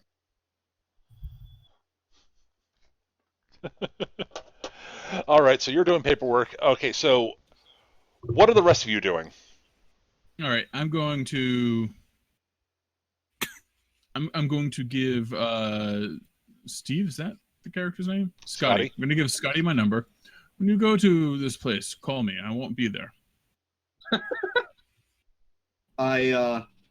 Before I leave, I will say we should meet back at the noodle restaurant at sometime in the evening the next day. Sounds good to me. Fong is going to look at Yuki and say, "Can I borrow your turn signal some more, please?" Fine. Honestly, no trouble with it. Cool. I'll let you stay at my place. I have a lot of things you could watch. It'll be fun. All right, sounds good to me. An invitation for a Well, sack. to be fair, she's probably had for the entire time she's been in Hong Kong. She's probably had to be in like her little hideouts that are probably very comfortable to stay at. It's just like, oh hey, somebody actually offered me to be in an actual place for once. You can eat and lay on a couch, and all you have to do is watch Ninja Scroll. The couch is full. The couch is full. It's got like a whole. It's got like 3 pallets of VHSs on it. All right. So right. So the rest of you guys are planning on. So all right. So for the next day, I know that Scotty and Ivan are probably going to end up at Needs and Wants. Is anyone else going to be showing up there? I showed up at the right time. Fong's going to spend the day basically at an auto repair and is going to bribe them heavily to not say anything about the bullet holes. Okay, sure. You have the money to do that, so why the fuck not? Did money exchange hands yesterday? Or no? Or is that just the money that Wynn's character has? Oh no, I'm rich. Of course you are. Wynn's character is actually, yes, one of 2 rich characters in the group. The other one being the guy with me right now. Yep. Yes. Ivan's actually staying in the most ostentatious and ridiculously over-the-top hotel there. And yet, for some reason, still wears an ill-fitting cheap suit and a raincoat. You got to maintain those Russian, those Soviet, those Russian sentiments, Yeah.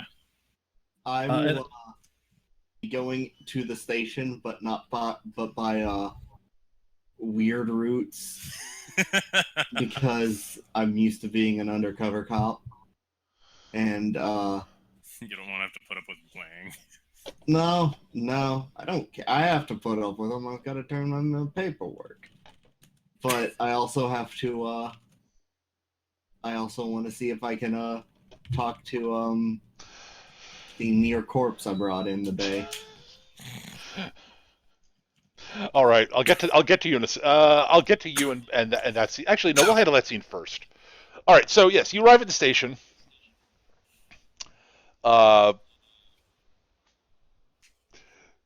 You are pointedly ignored by most of the people in your department because basically nobody likes you. Don't make Shock eye of contact. shocks. Don't make eye contact. Don't make eye contact. I'm just like walking through with like a stack of papers, which is loose leaf. I will make a point to go to the person who I know hates me the most and ask if I can borrow their stapler to staple my paperwork together. All right. But that's my red swingline stapler. I'll totally burn this place to the ground. All right. Detective Feng looks up at you and says, "What the fuck do you want, O'Malley?" I want to staple my papers.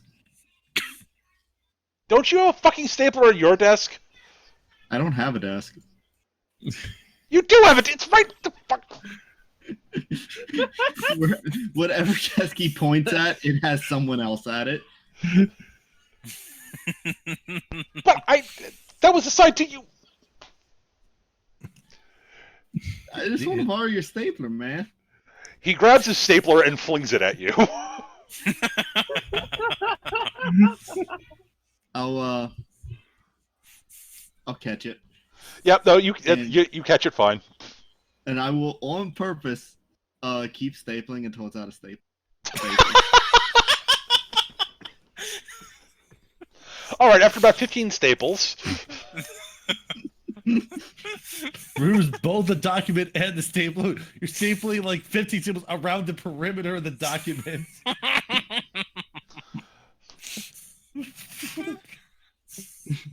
You can't even be used for anything. I will hand him back his stapler and be like, "You're out of staples, sir," and then walk away.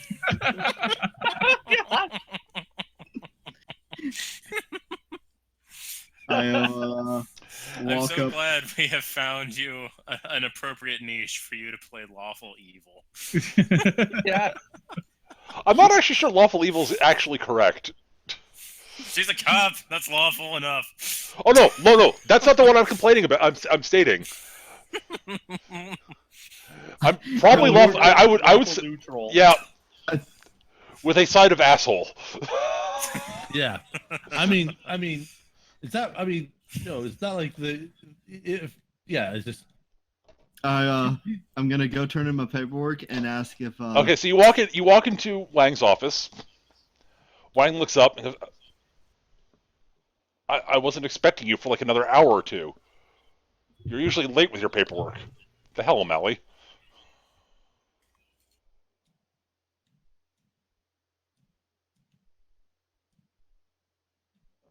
O'Malley?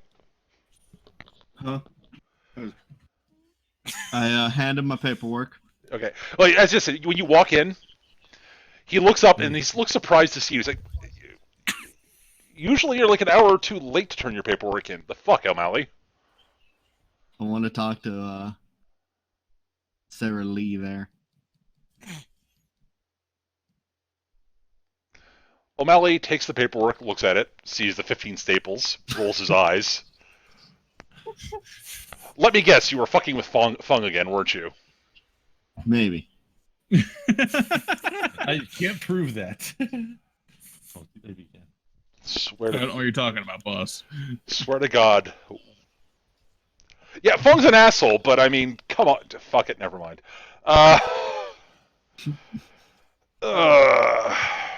You'd have to make it. You'd have to make it. Fuck it, I'm not even gonna bother. You want to talk to the prisoner? I want to know why he shot at me. I've got a question and I want an answer. I Yeah. won't even. Do you think? I won't even. Do you think I there's won't even even? Sorry, what was your? So go ahead. I won't even take my gun with me. Of course you wouldn't, because I wouldn't let you, even if I would. Yeah. See, the problem is, dude's lawyered up.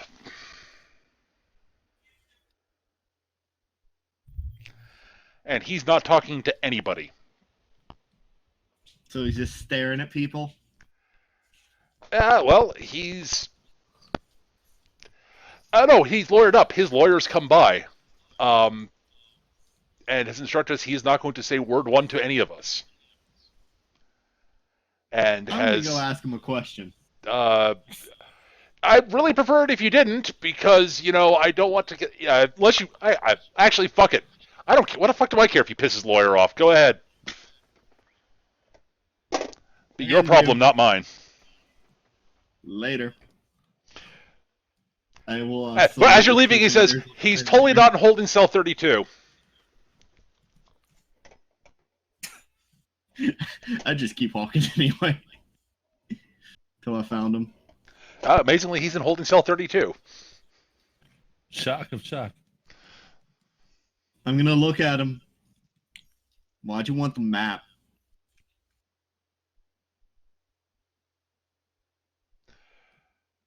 Correction. Why'd your boss want the map? I got nothing to Other say to you. correction. Why'd your boss's boss want the map? Have nothing to say to you.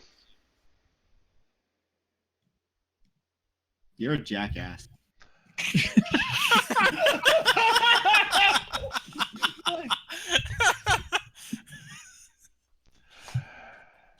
And you're a dumbass foreign cop who doesn't know how things work in this town. Not my problem.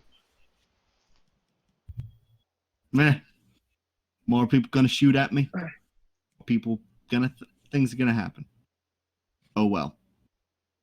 You weren't the first, won't be the last.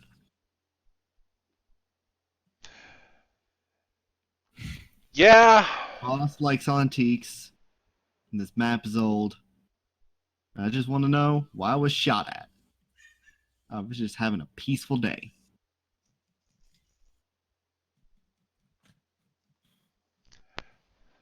You're not gonna tell me? All I'm going to say is, if you're smart, you'll just you'll stay clear of this business. That's all I'm saying. Too bad I'm not smart. See ya. Have fun sticking your head in a meat grinder. You too. You too.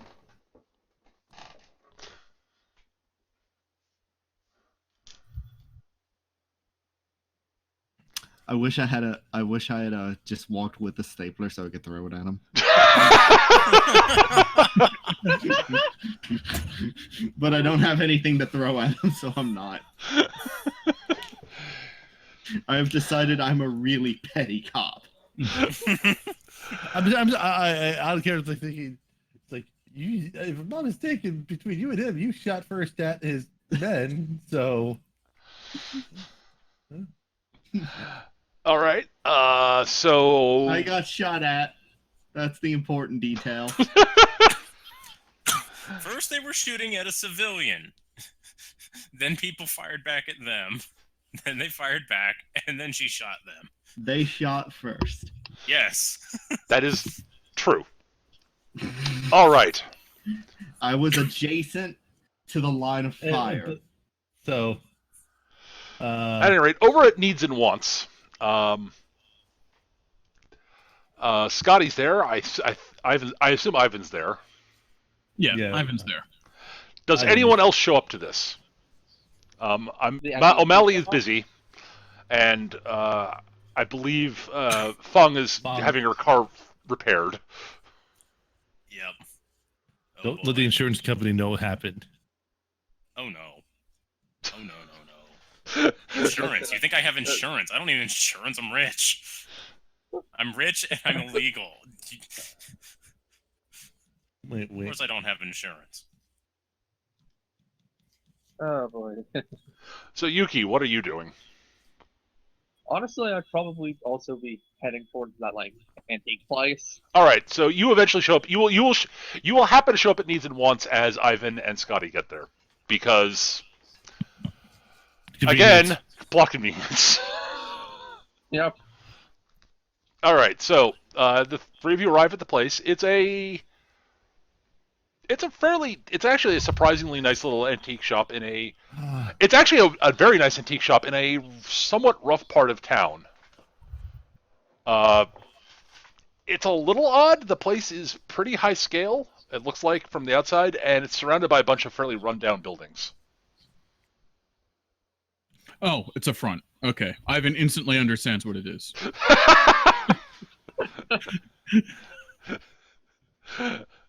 You open the door. There's a little bell on the thing that makes a little dinging noise. The place is there's a lot of old and it's an antique shop. It's a fairly typical looking antique shop.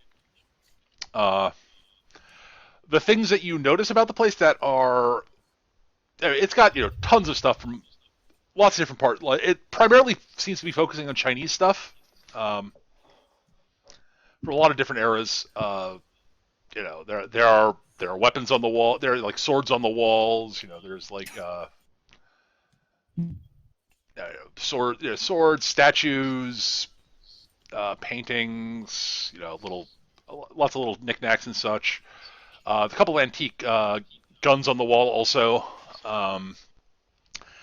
There is a counter. Sitting behind the counter is an attractive woman, attractive Chinese woman, who's sitting behind the counter currently. Sort of looks up from the work she's doing on a computer. The other thing that you guys do notice, actually, Ivan, you're the one who notices this. Actually, Yuki probably notices this too, just from background stuff. There are two positively, just two huge Chinese dudes who both Ivan and Yuki, the way they're standing and watching over the shop, they don't look like security. They look like bodyguards. Right.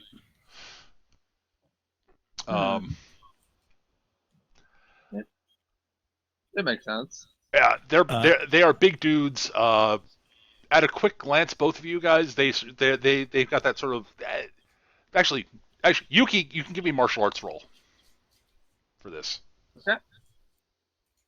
Ivan does not have martial arts, so can't actually make this roll. Actually, Ivan, give me a guns roll. Open or closed? These are closed rolls. Oh wait, crap. I forgot what my. Okay, so this is just the full value. Yep, Okay. your martial arts skill. 14. Yep.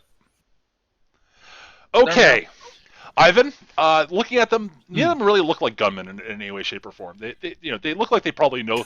They sort of. They don't seem to be packed. They don't look like they routinely carry guns. They don't seem the sort. Yuki, yeah, these guys look like you're looking at them the way they're standing. These guys know what they're fucking doing as in terms of martial arts, and you also can sort of see this sort of telltale sort of calluses on their hands from doing a lot of practice. Like striking hard surfaces and such to basically toughen up their hands to make it hurt less when they hit things. Hurt them less when they hit things, I should say. These guys are very clearly experienced fighters. All right. So I will not mess with them. Yeah, well, basically, one of them actually, the shorter one of them is fairly. They're both big. They're big and muscular, both of them. One is taller, and the other is sort of shorter and broader. The taller dude looks like he's the one who basically is primarily like he's got the more heavily calloused sort of knuckles and such, sort of areas where he'd have the calluses from punching people and chops and shit. And the way he's standing, he's very clearly, a trained unarmed striker. The other dude also similarly, he's got some of that, but his stance sort of says more that he's more sort of a swordsman, and you can sort of see the telltale calluses from someone who's used swords a lot on his hands. Oh. Okay, so I will not mess with either of them. Yeah. The woman behind the counter just looks like a fairly typical shop owner, honestly. And she looks at welcome to Needs and Wants. How can I help you all?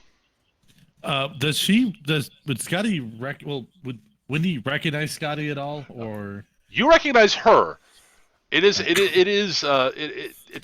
I know of her. I know who she is, but she doesn't know me very well at all. Yeah, it's Wen Lee. You're not important. It's Wen Lee. You recognized her from on set when she was doing some consulting. She does not know you from Adam.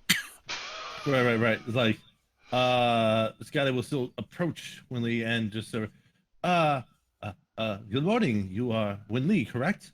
I am indeed. I run the shop. You're looking for anything in particular? I might be, but there's something I was wondering if you could take a look at it.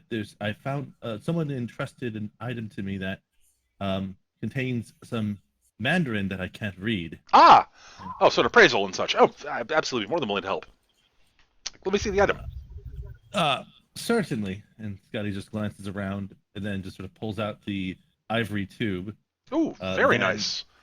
Ivory, good, very nice carving. The style's first century, although doesn't seem to have aged that much.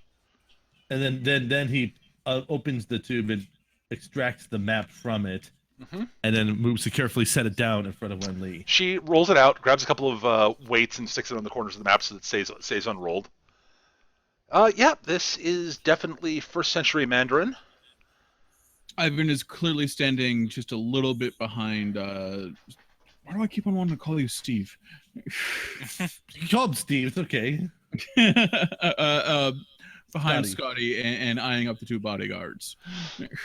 If anything, Ivan looks like Scotty's bodyguard. Effectively. It's like who's this random schmuck with a Russian bodyguard walking in here? Oh, honestly, it's the two bodyguards looking over at the ninja and the Russian assassin and going, those two are pros. It's okay. Two bodyguards looking over at two assassins. It's like, okay. And then it's here on pleasant business, not here to start trouble, but be ready. Yep. Yeah, the two of them are very you both notice they're very clearly giving you the once over. Like, yeah, okay. They recognize both of you as pros also. Right. One of the bodyguards' name is Maximum Fat. No. Look at these name generators things. But Scotty sort of just nods to Windley like, yes, would you have any idea of what it says though? I'm going over it right now. But yes, the writing style is definitely first century. The calligraphy style is first century China also. Looks like it's a map of of Hong Kong, the islands in this area. There's this section here is talking about a hidden temple. Hidden temple. Yep. And this section is referring to. The Shrine of the Silver Monkey. God damn it, Sure. I'm about to do that. Not the Shrine of Silver Monkey, but yes. But there's no mention of a golden ninja warrior. Nope. Unfortunately. Nope, not at all. No, it's we do referring have to a warrior though. yeah, it's referring to a shrine, to a temple, a hidden temple.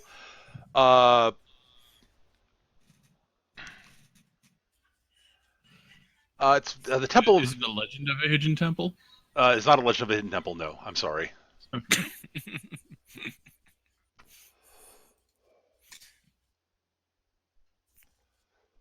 It's referring to the Temple of the Veiled Orchard.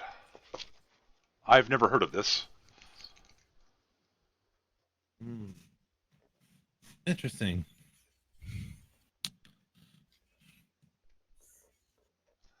So it's referring to the Temple of the Veiled Orchard.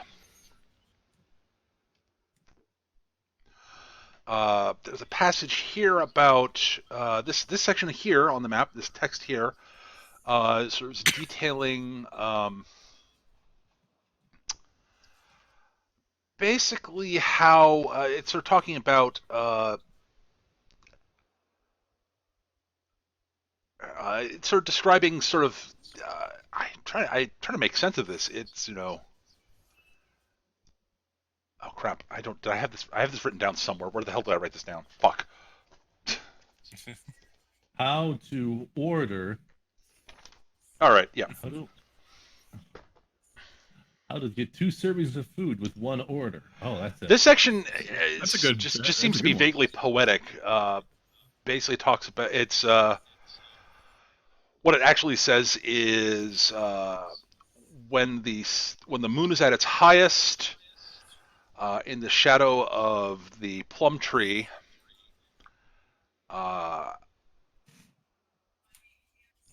The dragon faces west and the tiger faces east.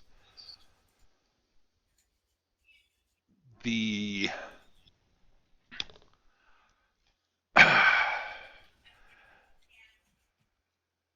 the knowledge of the elders shall be made known to you.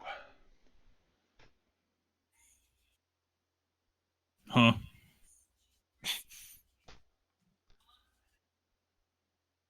That's what it says. Hmm.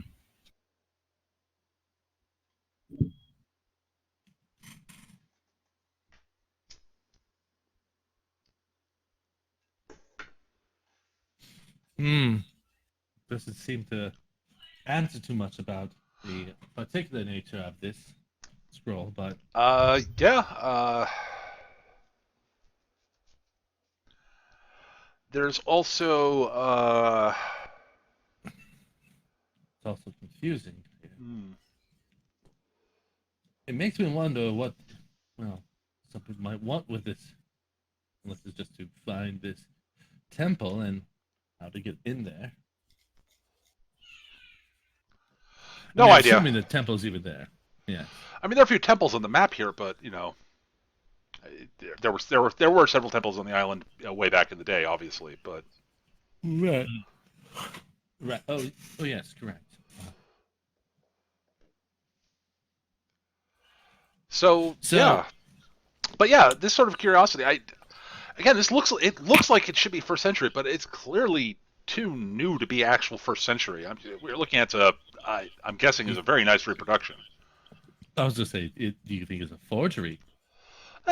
Maybe it might be.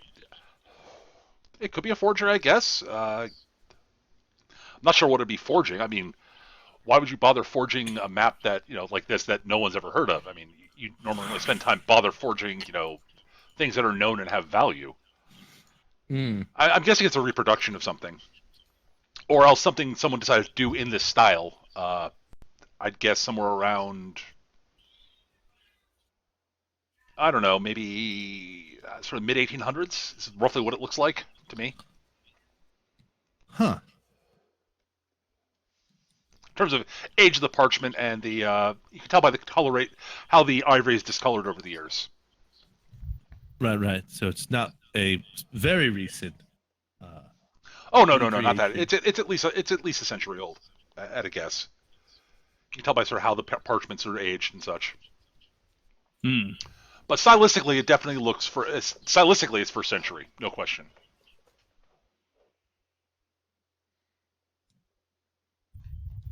Very interesting. Very interesting. Well, thank you for that. Well, yep, I can. You're not interested in selling this, are you? Oh no. Oh, No. darn. unfortunately not. All right. Well, so for a quick consultation. I guess I'd. So yeah, I guess for the consultation, I'd charge you $50. Not much. Didn't cost 50? take minutes. Ivan pays it.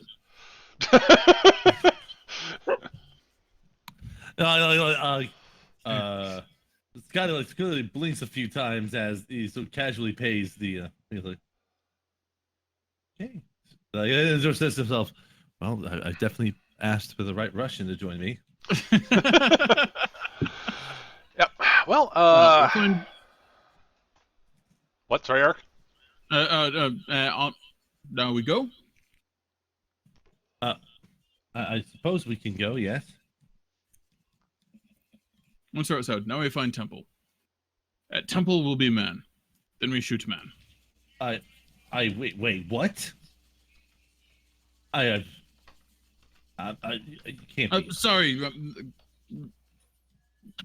Cantonese is not good. First we find temple, then we No, shoot I dog understood what fucking you said. shithole what cut my head. I don't Yes? think. Yeah? Duh? I don't think the person who cut your head was at that temple. You will be there. They are always there. like, you gotta realize it's like, wait a minute, did I get myself grouped with the wrong guy? Well, he's not dead yet, but maybe this person wants you. Well, if you ever decide you want to sell the map, just let me know. I'd be very interested. It's an excellent piece of work, even if it's not actually first century. Out of curiosity, how much would a map like this cost if I sold it to you? I would probably, let me think, how much I'm willing to pay you for this. Again, it's not first century, but it's an excellent replica. And it's an excellent piece of, it's beautifully done. I would probably be willing to pay you $500-600 for it. Okay. Thank you for that. All right. Have a nice day. You as well. And Scotty moves to leave. I gotta get my pseudo British-ish accent figured out for this character. It's just like Hong Meanwhile, Kong. everyone who's played Feng Shui knows what's up with this map. What? No, there's nothing up with this map. It's just a historical curiosity. Listen. I know what the map's all about. It's about where the best bowl of ramen, or rather, the best bowl of noodles this side of Hong Kong can be found. I mean, that's all it is. Exactly what it is. But Yeah, you keep speaking into the ether there. Just the out of character voice. Yeah, but that's the. But anyways, Scotty will turn to Ivan to say, so when do you want to go to this hidden temple? Soon as Nickelodeon finish filming. Yes. But first, we need to find Olmec. He will need us somehow. All right. Anything else? Okay, so Yuan, mid-afternoon your car's fixed. Late afternoon your car's fixed, I should say. It'll take a while. So I'm playing my gambler who has transcended time and space to play in a different game in a different era. You called me Yuan. Sorry, I'm bad. Habit. It also Fong. that, I wouldn't like, object to playing Yuan, mind, but Sorry, Fong. Yes, your car will be done by the end of business day. The business day, basically. he Right, wants right. to send it as a anime bootlegger. Yeah, basically, they have to like, they can't fix it. Take off the chassis. Right. Well, no. Turns out there wasn't much structural damage done to the actual like functional parts of the car.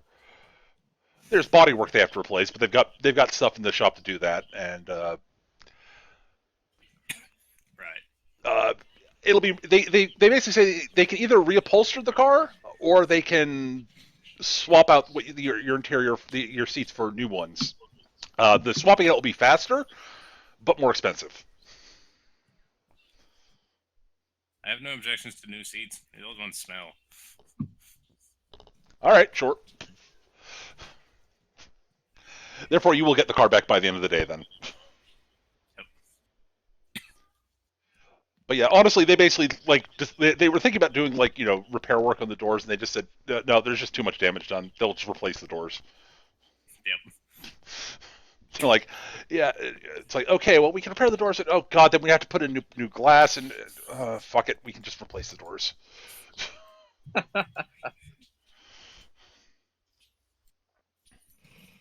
So yes, at the end of business, you have your car has been fixed, and it has cost you a non-insignificant amount of money, but you are rich, so what the fuck do you care? Yep. All right. It is less than buying a new car. Yep. Not to mention, it has my stuff in it. True. Checks to make sure her stuff's in it. You are paying them enough, and you have bribed them enough that they are not fucking with your stuff. Good. All right. Fong will drive her car to the noodle place at the appointed time. Not because she is particularly caring about any of this bullshit, but because she knows that Mao is going to be there, and she's going to keep staring at her until she figures out what she's going to do about her. All right. Unless anybody else has anything they want to do, you all can arrive at the noodle shop. Hooray, noodles. It is evening. I probably will go home and make sure that just start swapping IDs. Okay, sure.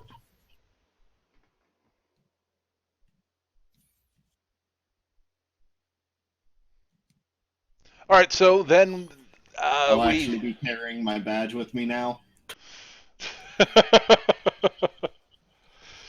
Yeah, not that would have been a problem before. Getting another dozen handcuffs. I still got the ones I had. They're in the car. Right. For extra. All right, so you lot arrive at the restaurant.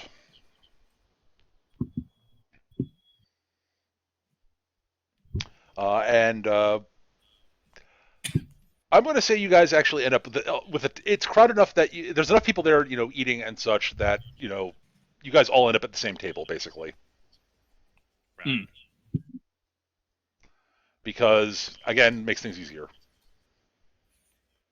Fong has a huge stack of already empty bowls by the time everyone else arrives. She's still eating another.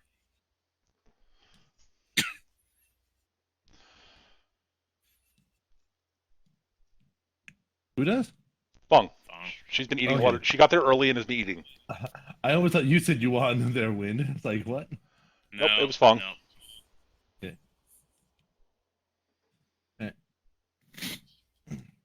I'll be ordering the least Chinese thing on the menu.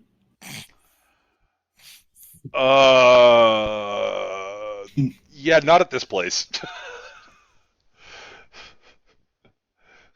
Nope. If it's a cheap noodle shop that a Hong Kong local would know about. Right, and that's that. The important thing here is that a thing that the locals would know about, which makes it more authentic.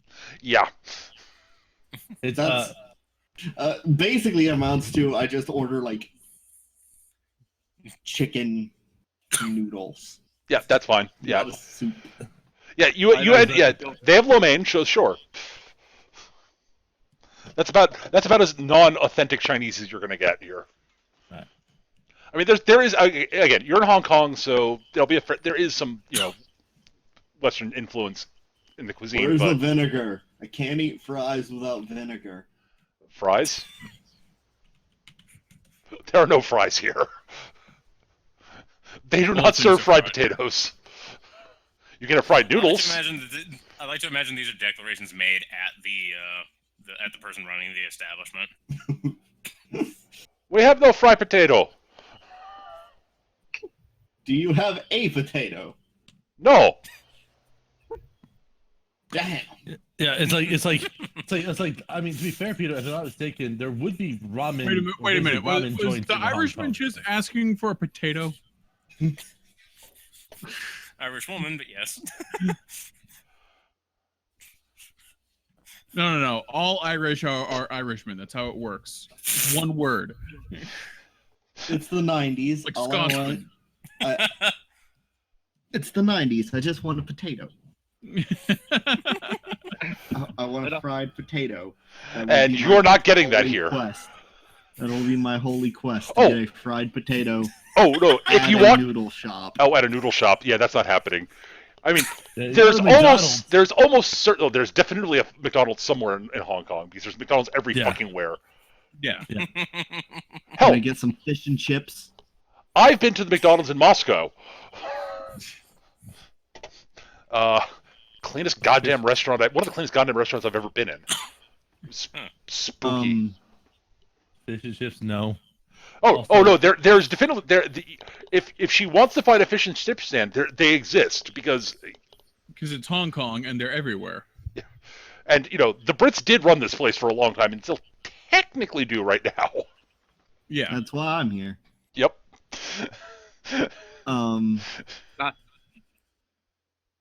I will. But yes, this place. I mean, yes, you could get fried noodles with chicken. They definitely have that. Yeah. That is probably what I'm getting. And there's a distressing amount of local vegetables in it, Yeah. as far as you're concerned. Fuck, There- Charlie, there- what there- is there'll this be shit? there'll be green onions in it. I mean, Why Yep. is there so much cabbage? Yep. Cabbage is fine. My dad the other day came home from the store with a bone noodle that was spicy kimchi flavor. Nice. I asked him if he knew what kimchi was. He doesn't. Oh dear. but yeah, like everyone else is probably enjoying ramen of various sorts. I'm specifically ordering the spiciest thing they have on the menu. Given the reputation Skitch established for this place, it's fucking hot. Yes. Worth it. You're probably having a milk to go with it. At any rate, so yes, you are all sitting around, you are eating noodles. The place seems to be, the place is pretty popular because, it's cheap, it's good, and, so there are a lot of like, locals who come in, get food, eat, leave. Fong is eyeballing Mao intensely still. So, yeah. It's up to what happens now is up to you all. Mm-hmm. Well, we have this map. We know there's a hidden temple. We need to go find this hidden temple. Well, are you going to Clearly. you guys should Yeah, fill each other in about what's happened. Yeah, yeah, Scotty would be like, so. I forgot something before we get to that. Alice, I need you to give me a police roll from the interrogation when you're talking to what's his bucket. I was gonna call him Benny Lee in a moment. Sure, but just give me your police roll. Closed. Yep. That joke, pretty much, I figure Wind will be the only one who gets. All right, an 8. Yeah. Okay. So yeah, when you mentioned that his boss's boss wanted the map, you think he reacted before basically saying saying what he said, where he basically said, I'm not telling you nothing. But you're not sure. You didn't get as good a read on him as you normally would. But you got a feeling that he basically sort of winced slightly when you said that. Need help with making man talk? Bring him by me. I help. Fix your what? Unfortunately, I do have to abide within the law now. That is no problem. You and police, you get him out. You do this. He's in like a full body cast. He is very wounded. Easy, get him out. Fill up bed with pillows. Pay guard to look other way. Wheel him out. Easy. How bad? Put him in trunk. Scotty turns to Ivan and asks, "How bad is the security of your prisons in your country?" You funny. You very funny. I will inform them that he's not gonna talk. If he gets out, we can have some fun. But we can or rather, not fun. We can have some interesting times. But he's not getting out. But I still want to know what's on this map. So it was map to Temple. We go there. We kill men that cut my head. You'll be there. They're always there. Fong looks at Ivan and actually notices the now scabbed over wound on his head. She reaches into her pocket and she pulls out some ibuprofen and some iodine and and just hands it over to him. I'm gonna post a bit more pictures of ramen in the chat here. I will. Ramen is delicious. Ivan's actually going to let you do that, and he just not react until after you finish while he's eating his noodles. No, she just handed it over. She wasn't okay. it or anything. She was just puts it on the table. Make Golgo 13 happy. Don't die. He looks at the pills, puts them away. Looks at the iodine, puts it on the other side. Pulls out the vodka, pours some on this wound. Oh, vodka fix everything. He just busts the bottle over his head. Problem solved.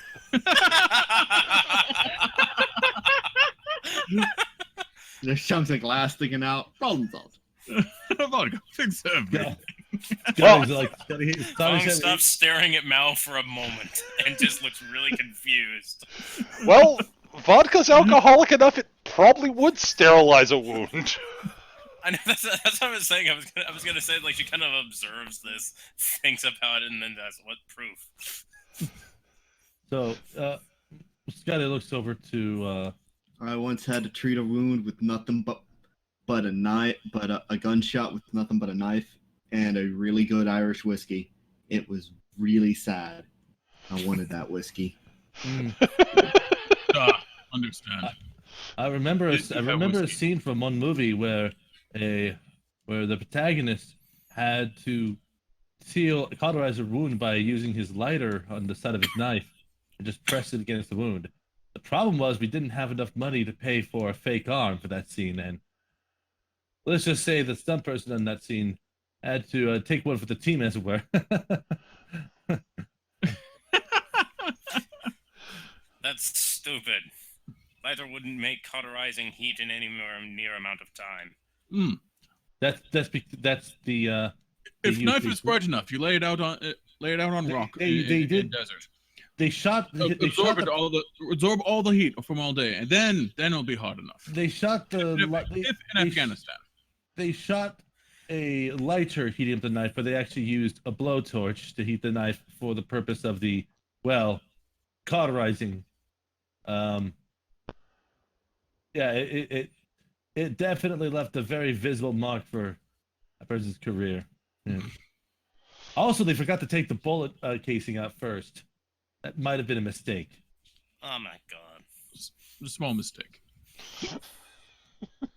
The casing? The shell, the whatever. I don't know how to use guns. I just know how to point them.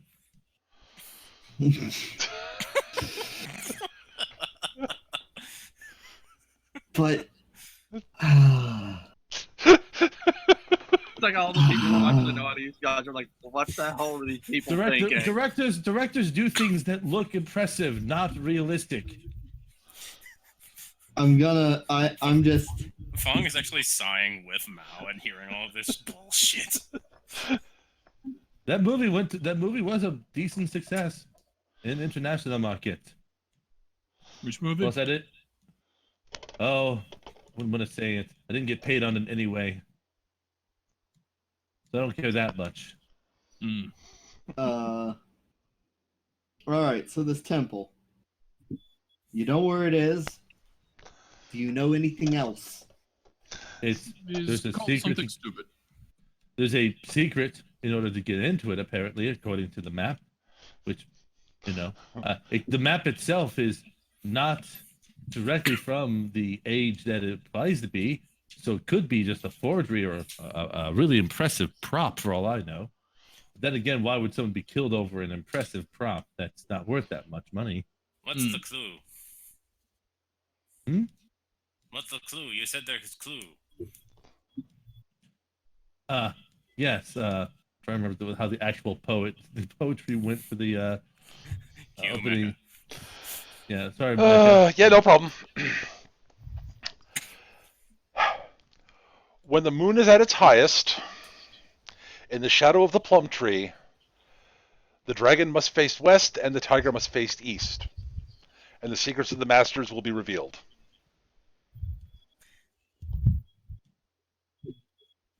All right, so at this point, I'm going to make a sketchy anime roll because there is always some kind of mysticism or basis in bullshit that you find in media, and this might match up with something.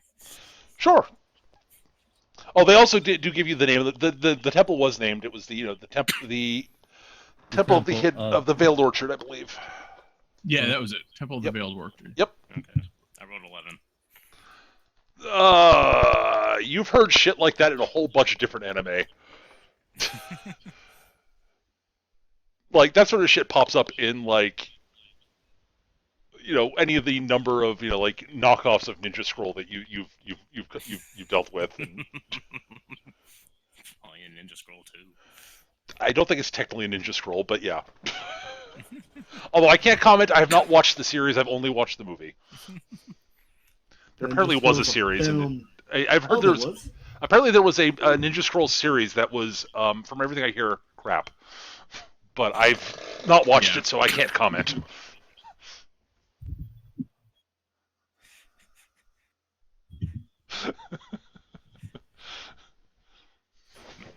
Fong just kind of mulls it over in her head. It's like, that's bullshit.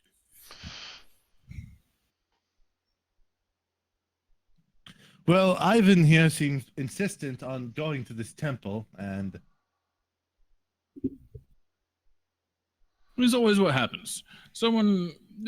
Gangland fight, people looking for thing. Thing leads to other thing. There are two sides there. Man who tried to kill you, he'll be there. You kill him, it'll all be over.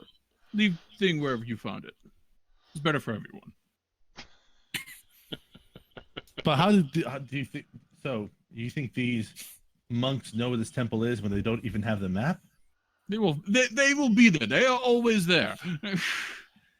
You see, the cliches say that they will always be following us. Yes. That... There's probably one in this very restaurant. Like that guy over there just points randomly.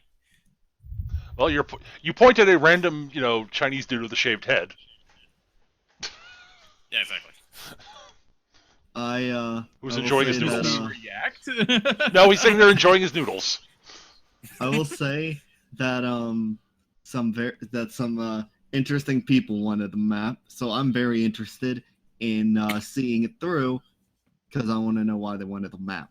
Right. And the guy who knows that they want. Why won't tell me, and I can't break his arm until he does. Wait, you break his arm after he tells you? Probably. Mad Bull is scary. Mad Bull keeps Remind me close never to to break. stuff. Remind me never to break any laws around you.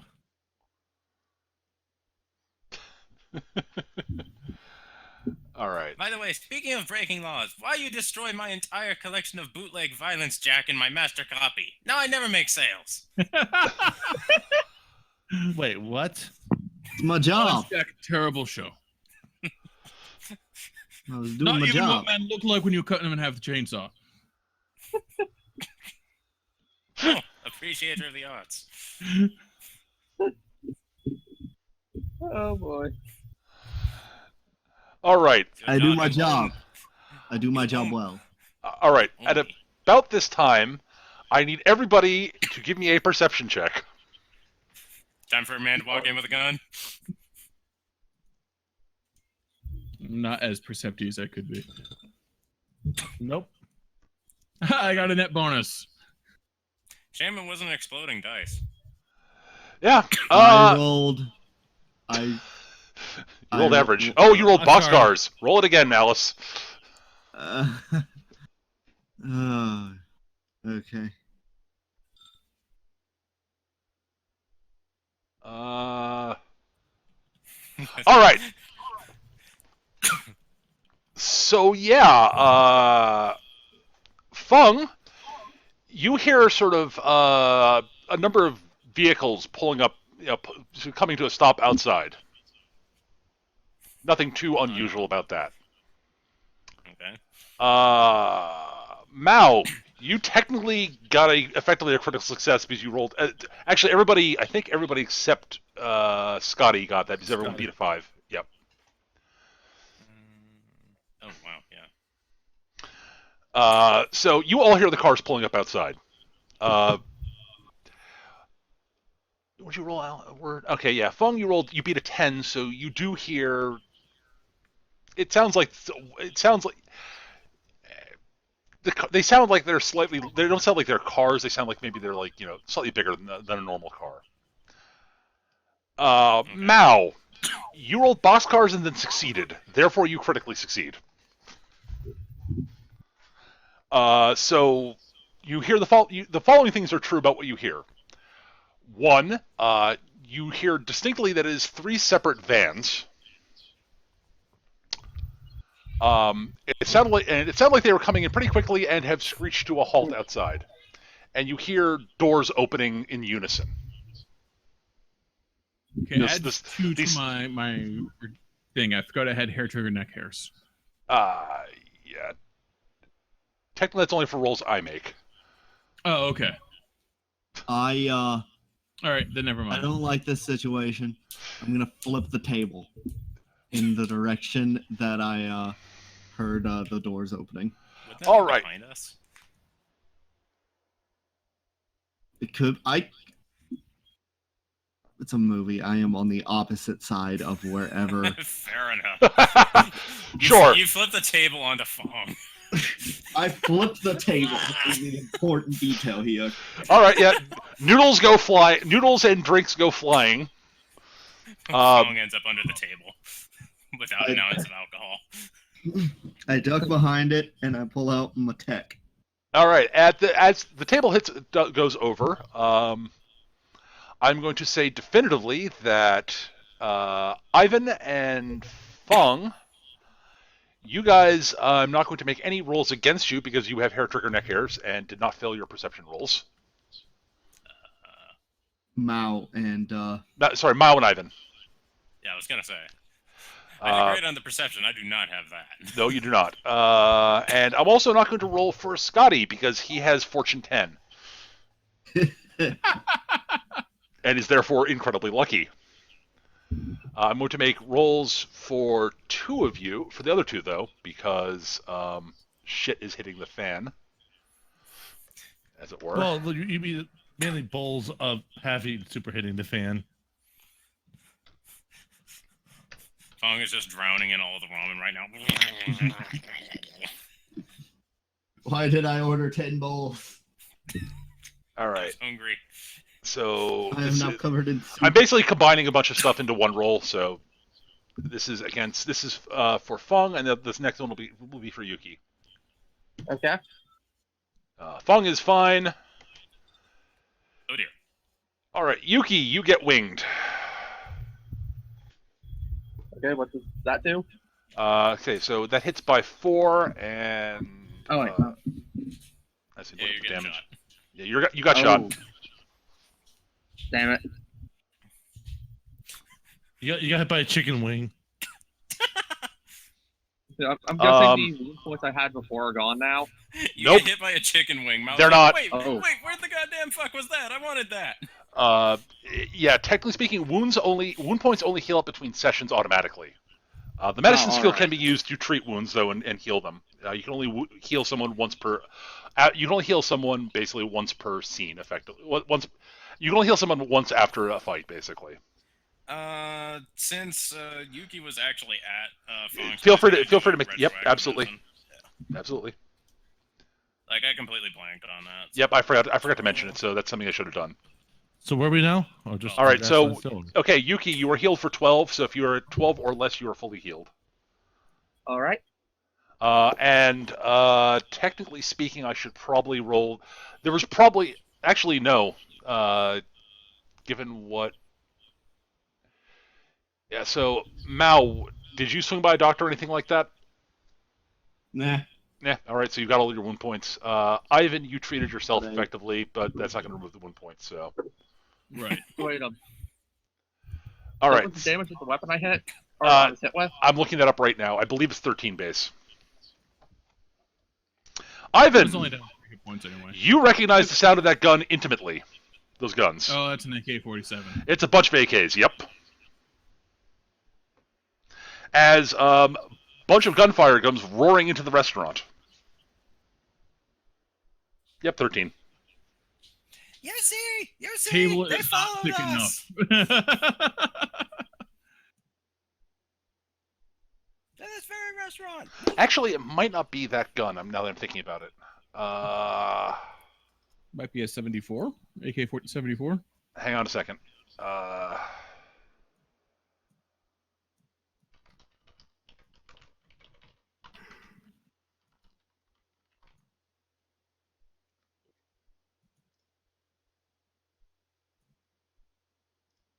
No, no.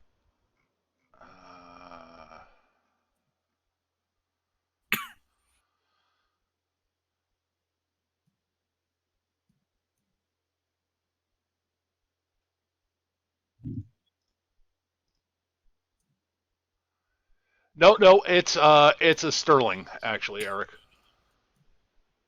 Okay. The British one. That Yep. is crap. Gotcha. Probably still recognize it. Oh yes, you would. With Guns 15. No, I'm not even making you roll. They're Sterlings. They're British assault rifles. I know them too. Yep. I would have gotten to that. Yes, you would recognize them also. Yes, you absolutely recognize them, Alice. So yes, butter-da. Bullet holes all over the place.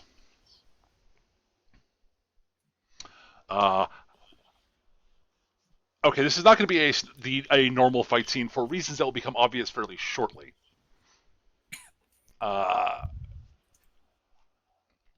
are you guys doing? Actually, you guys should all roll initiative, but I just and tell me what you roll. Scotty goes on. Scotty's 11. Wins got a 15. 12. I'm drowning very fast. I rolled a 9. That's as low as Yuki can roll. I have the excuse. I just got a bullet to the chest. So yeah, all right. So it's 13. It hit you by 5. So 18 minus your toughness was the damage you took. All right. What was You took. It was the gun's base damage is 13. and hit you by 5, so it's 18. Then you subtract your toughness. That's how many wound points you took. So it was 18? Yep. Or, Yeah, Minus Alright. 12 toughness. damage. 12. Oh, whoops. You take Sorry. 12 wound points. Okay, got it. All right. Poor you. I'm sorry. I'm okay. I think. All right. So, Word, you're lying there basically, Lark, on the floor. That's what you're saying. I've got a table on top of my abdomen and like all of the ramen in my face. Fair enough. All right. The next highest roll was Alice. So, Mao, what is your reaction at the moment? Are they still firing? Or is They fired a series of bursts, there's a pause in the firing. I'm gonna fire back over the table. All right. I will look over. All right, you look over the table. Through the ruined windows, you see 3 black transit vans outside. Everyone in the vans are wearing black suits with black balaclavas pulled down over their faces. And they're aiming, the guys in the back, aiming out the doors, are firing Sterlings out. They're in the process of basically reloading at the moment. They emptied their clips. I will be shooting a few shots at people in them, Okay. in the vans. So give me a guns roll.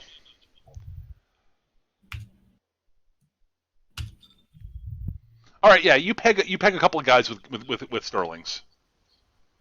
I'll just cross out 6 shots. Fair enough. Ivan, what are you doing? Actually, technically, Scotty, you're second. My bad. So Ivan has not gotten up off of his chair, despite all of this. Okay. He sighs, reaches down into the duffel bag and pulls out the shotgun, steps over the table, steps out the window, shoves the shotgun into the first guy's face, and pulls the trigger. Okay, roll.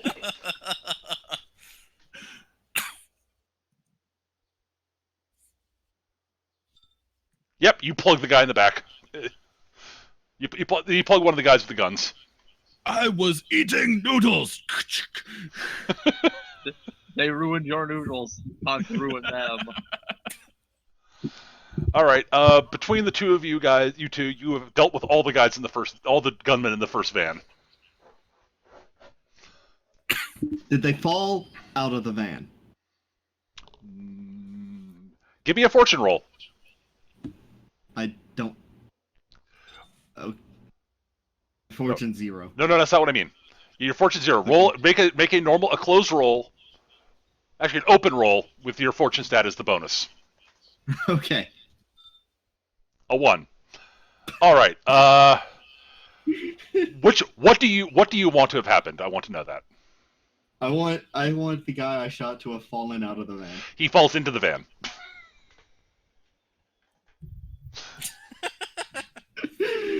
The first thing I want to have happen will involve a fortune roll, I believe.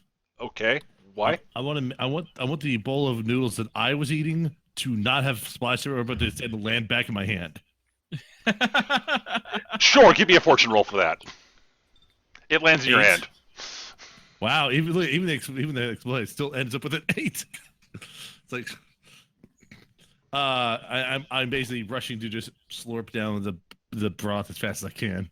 Okay. Oh yeah, that's the quirk about the Every Hero's fortune. They always are considered to have max, even if they've spent. Yep. That's right. All right. Yuki, you get an action. Okay. I'm going to pull out my throwing stars. Okay. I'm going to start chucking them out at the people shooting at us. Fair enough. How many would you like to target? I'll target 3. All right. So 3 in the second van. Go for it. Okay. But that is a... Martial arts roll. Yep. Yep. 12. So we're going after 3 of them. So, all right. So that's technically Yeah. You wing them, but you don't actually take them out. All right. So yes, the throwing stars hit, but don't take them out. Like, ow, ow, God, ow. All right. At this point, Eric, you're outside and closest. You see the driver of the vans look at you. Pick up a walkie-talkie. Say something into it. It's hard to hear it through his window, which is not rolled down. Actually, Eric, give me a guns roll. I'll be back in a second. Oh, geez, am I calling for artillery? No, that's on. Nope. Give me a open roll because it's during combat. It would be a very bad idea to call for artillery in a crowded city. Oh, beautiful, Eric. Okay, yeah, Eric. Glancing at the van, the window is very clearly bulletproof glass, and the van is very clearly armored. To your but trained the door eyes. is open, so I'm just gonna climb in through the door. Well, you're not getting to do that yet. Okay. It's their action. Basically, you see him pick up a walkie-talkie, say something into it as he very clearly slams on the accelerator and starts driving away. Well, I could shoot it at the tires. You can try. Do the people in the back slide out? No, because your fortune roll was not that good, Alice. Remember? I'm asking. I gotta ask. I know you do. I know you do. I just As the the van starts accelerating off, the door physics causes the door to slide closed. I'm gonna try to shoot at the tire. Okay, take a shot. What did I miss? The van's driving off. Oh. Oh, bang again. You hit the tire. Okay, I need to look up the rules for this. Give me a second. I think they just called in someone with like a grenade launcher or something. I think they said. No, I think it was the fuck fuck. This out. didn't work. Let's get out of here. Yeah. It's the fuck it. It's a Russian emergency call. I need to look up the chase rules. They didn't expect someone to be preternaturally aware. And then, a Russian hit person to be walking through. Here we go.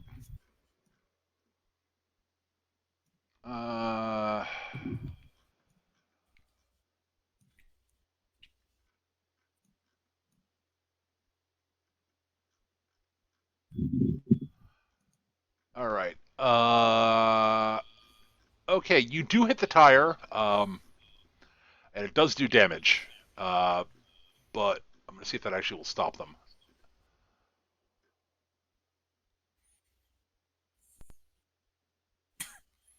And it is a shotgun, so that is... Alright, so your gun does effectively 2 points of wreck to the car. Does it help that it's a signature weapon? That is a good question. Let me check. Kachinking does not affect it, but I don't believe it says anything about signature weapons in the chase rules. Nope. Okay. Alright, let me see what the wreck on one of these fuckers is.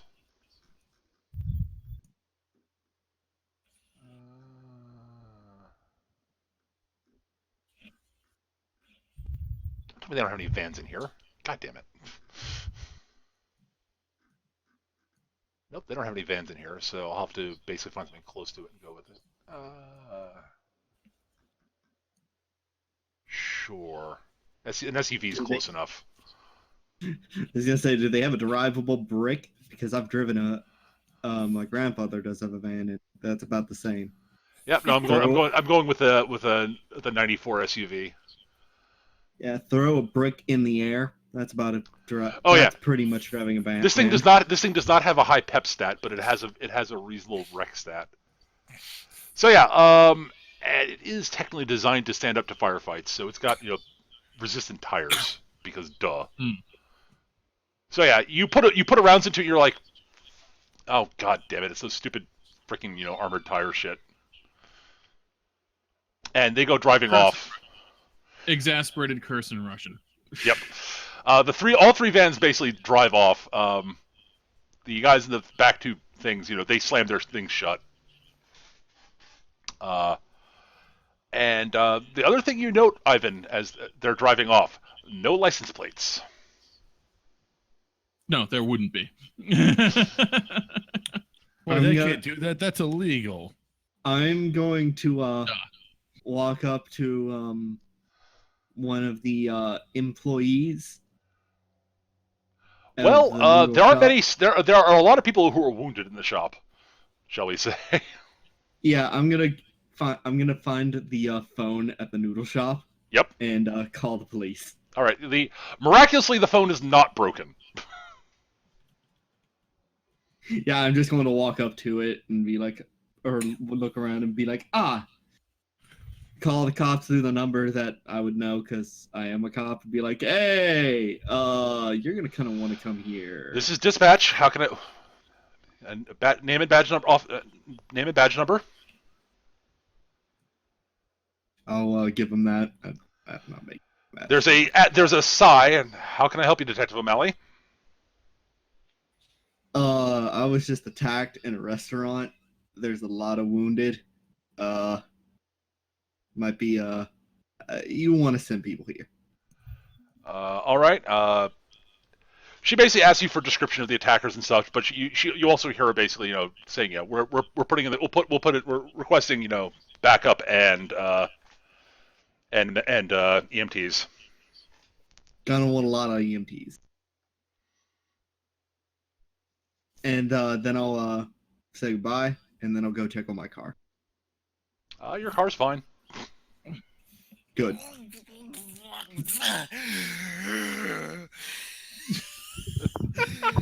You might want to get your medical tools there. I like ramen, but not that much. Push the table off herself. Looks around.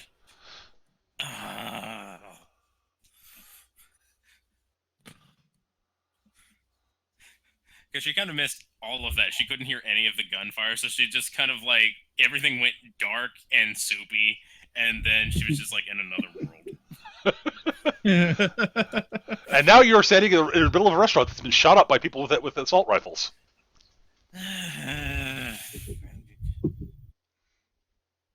You help me, and she just points at both of the non-shooty people. So Scotty and Yuki. Yuki's been shot, by the way, again. Yep. Again? You're tough. You can hang on. Neither Scotty nor his soup have been shot. Just as a somehow. Somehow, yes. She grumpily goes out, gets her medical kit, brings it back in, examines people, and has the other two look around and just basically like take stock on what general kinds of wounds people have, so that she can more effectively prioritize her time. Yep. Give me a medicine roll. I imagine Ivan and myself are talking about all the ways they could have done this more effectively. Is amateur. There wasn't even a bomb. I'm so used to bombs. I rolled a 17. Okay, yeah, you're able to treat and stabilize basically everybody. There's actually not that much in the way of fatality. Like, there are a couple of people who ended up dead because just bad luck, but... Cool. And then as for... There were a few people who were hit that if you hadn't gotten to them, probably would have died, but, Right. That second roll is for patching up Yuki. Okay, Yuki, you're healed for 16. I'm back to normal. Alright, so yes, yeah.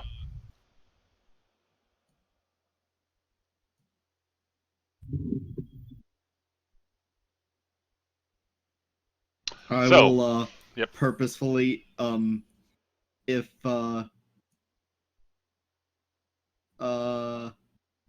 there, because I genuinely don't remember your character's name at this point, tries to even look at me for wounds, I'll just be like, no. And just push her away. Does this place have alcohol? Yes, That but a lot of it's been shut up. I will be finding any that hasn't and pouring myself a glass. Well, I know where one bottle is. Yeah, Not there's that bottle. That's Ivan's. I'm looking for the restaurant Exactly. specifically. It's like, hey, can I borrow that a moment? I need it.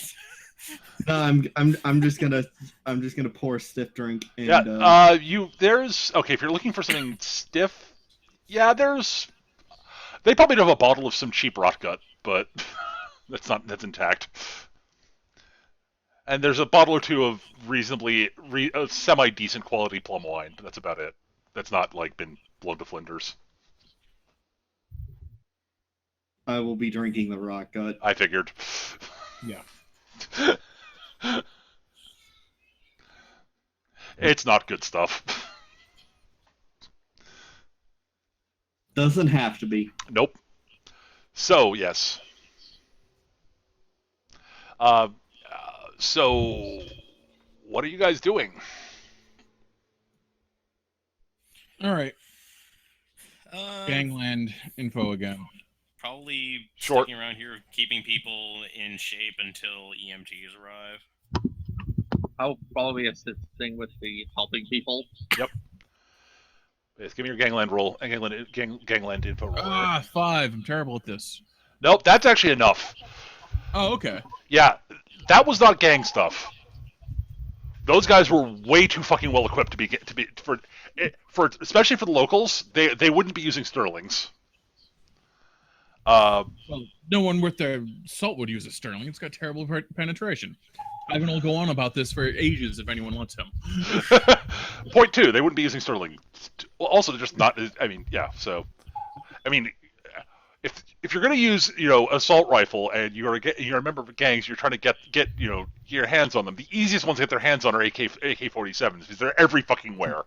Because they're everywhere, and Ivan will go on about how it's the perfect weapon for this kind of strike because it uses a heavier round that has better penetration through the. Right. So, they're using. Ivan's actually something of a gun geek. Right. So, they're not using guns that would normally be used. B, honestly, at a sort of a guess, the outfits they're wearing, sort of the black outfits they're wearing, look vaguely paramilitary. Honestly, to you. But not of any sort of they're not of any sort of. It's like not like you look at it, you're like that. It wasn't SAS because you've dealt with them. And they were driving properly designed armored vans for this that were significantly faster than they probably should have been, given the amount of armoring on the vehicles and the fact they're transits, which are not like super fast. I mean, they're fast for transits are fast for vans. There's a reason they are actually the most commonly used vehicle in by getaway drivers. It turns out. Right. But yeah, those were armored, and like honestly, yeah. I'm gonna roll a policing thing. Short. To see if I know of any reported crimes with a similar MO, I guess is the word here. You've heard of that there have been some, very rarely, black vans driving up at honestly, this doesn't sound like something you hear that often in Hong Kong. If I use detective, can I see if there was anything unusual about the bullets that they were shooting into the place? Sure. I think my detective is 12. Is it 12? Oh, double check. It's 11. 11. Nope, they're just normal bullets. Okay.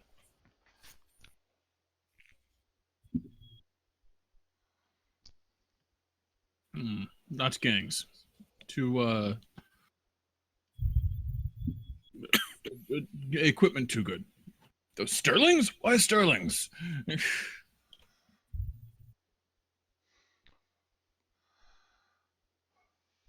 So it wasn't the gangs. Probably wasn't the local triads then. That seems leads unlikely. me- Those weren't very local guns. No, Sterling's. Hmm. British? I.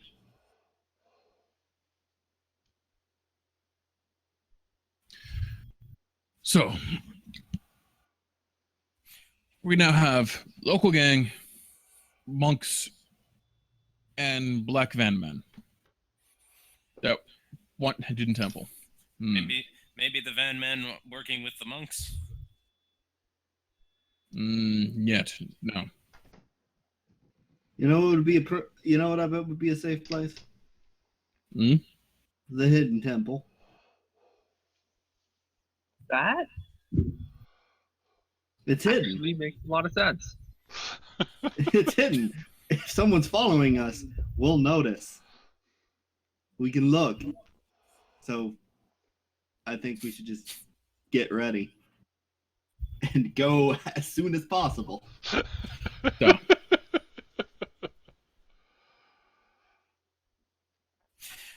When the EMTs arrive, Yep. When none of them are looking, Fong is going to go inside and steal a supply pack of medical supplies because she's clearly used all of hers at this point. Okay, sure. I won't make you roll anything for that. They are far too busy dealing with the wounded there. Though you do, at least one of them basically does sort of, ask who was that did the treatment that was obviously done. They are directed to you before you get to before you go off to their vans, and they thank you and compliment you on a job well done. I'll give a statement to. Oh yeah, fellow- the cops are asking fellow for statements from all of you. I will give a statement, and then I will say, also, I'm gonna be gone for a bit.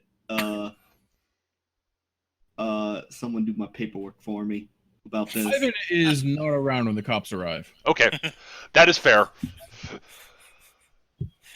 Fong's response is, "It was dark and wet, and my nostrils were full of noodles." Indeed.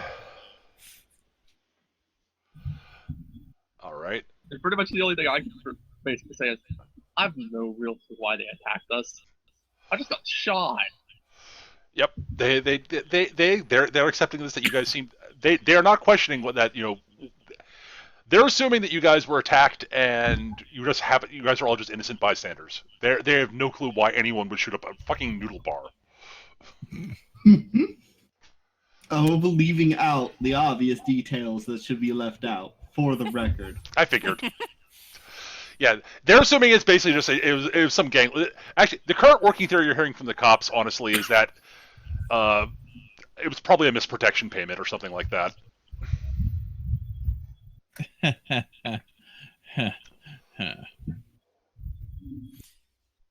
Hell of a racket there.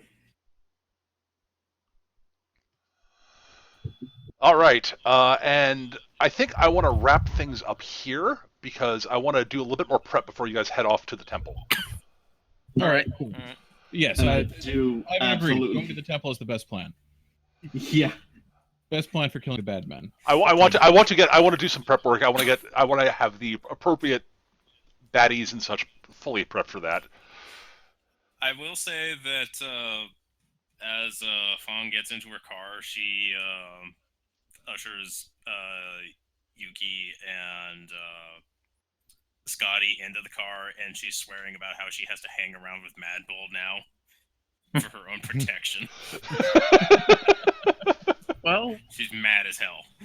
Well, at least I she mean- doesn't have like grenades tied to her pubes. This is a That'd be plus. weird. All right, so that's going to wrap up the session here. Everyone gets 3 XP. Hooray! All right. yeah, I will explain how XP how you can spend XP later. I won't do it on. Actually, we can do it. Should do it now. Actually. All right. So important things that you can do. You cannot right now. You cannot raise your stats with experience. That requires being what's known as being attuned to a Feng Shui site. You guys have no fucking clue about that at the moment, so so don't worry about that. You can buy new shticks, and you can raise skills, but you don't have enough experience really to do much of any of that. Skills, to raise your skill, you have to pay amount of XP equal to the next point of the skill you're buying. So, for instance, if your guns is 14 and you want to raise it to 15, it will cost you 15 experience points. I need 16 experience points. Hmm? I need 16 experience To points. raise your gun skill, yes. Gun sticks, if I remember correctly, cost 8 plus the number of gun sticks you will have when you buy the next one. So if you say I don't know 5 gun sticks, and you wanted to buy a new one, it would cost you 14 experience points. I need 14 experience points. Faux sticks cost. Technically speaking, you can buy any faux stick you want to, as long as you meet the prerequisites for it. It costs 3 plus the number of faux sticks you will have when you buy the new one. So, for instance, if you had, say, 1 faux stick and wanted to buy a second one, it would cost you 4 XP. No, sorry, it would cost you more than that. It would cost you 5 XP. Sorry. Yep. And there are some generic sticks that are available to anybody that are in Golden Comeback. And technically speaking, you don't require a teacher to learn new foo sticks. It's better if there's a fluff reason to learn it, but I wouldn't enforce that. So if there's a foo stick you're really interested in, I'll probably let you buy it, especially if it fits into your style of combat. Worth noting that if you want to take a new skill, you have to go through a montage. Yes. So you guys won't have time for picking up new skills. Just gonna say that right now. For the record, at one point I was about to make a martial arts attack toward Billy D. Williams, and I was gonna kick him in the nuts and try to slam his head down on the pavement. Anywho, that's going to do it for this session. Thanks everyone for watching. Not sure when the next session of this will be. We recorded this live on hitbox.tv/mecha-gm. If you watch this on YouTube, hey everybody, hey YouTube, thanks for watching. If you hit like and subscribe, I'd appreciate it. If you subscribe, you'll definitely get to know when new sessions are uploaded. And if you'd like, it's good for my channel, so yay. Thanks for watching, everybody, and we'll see you guys next time. Bye, everybody. Bye. Bye.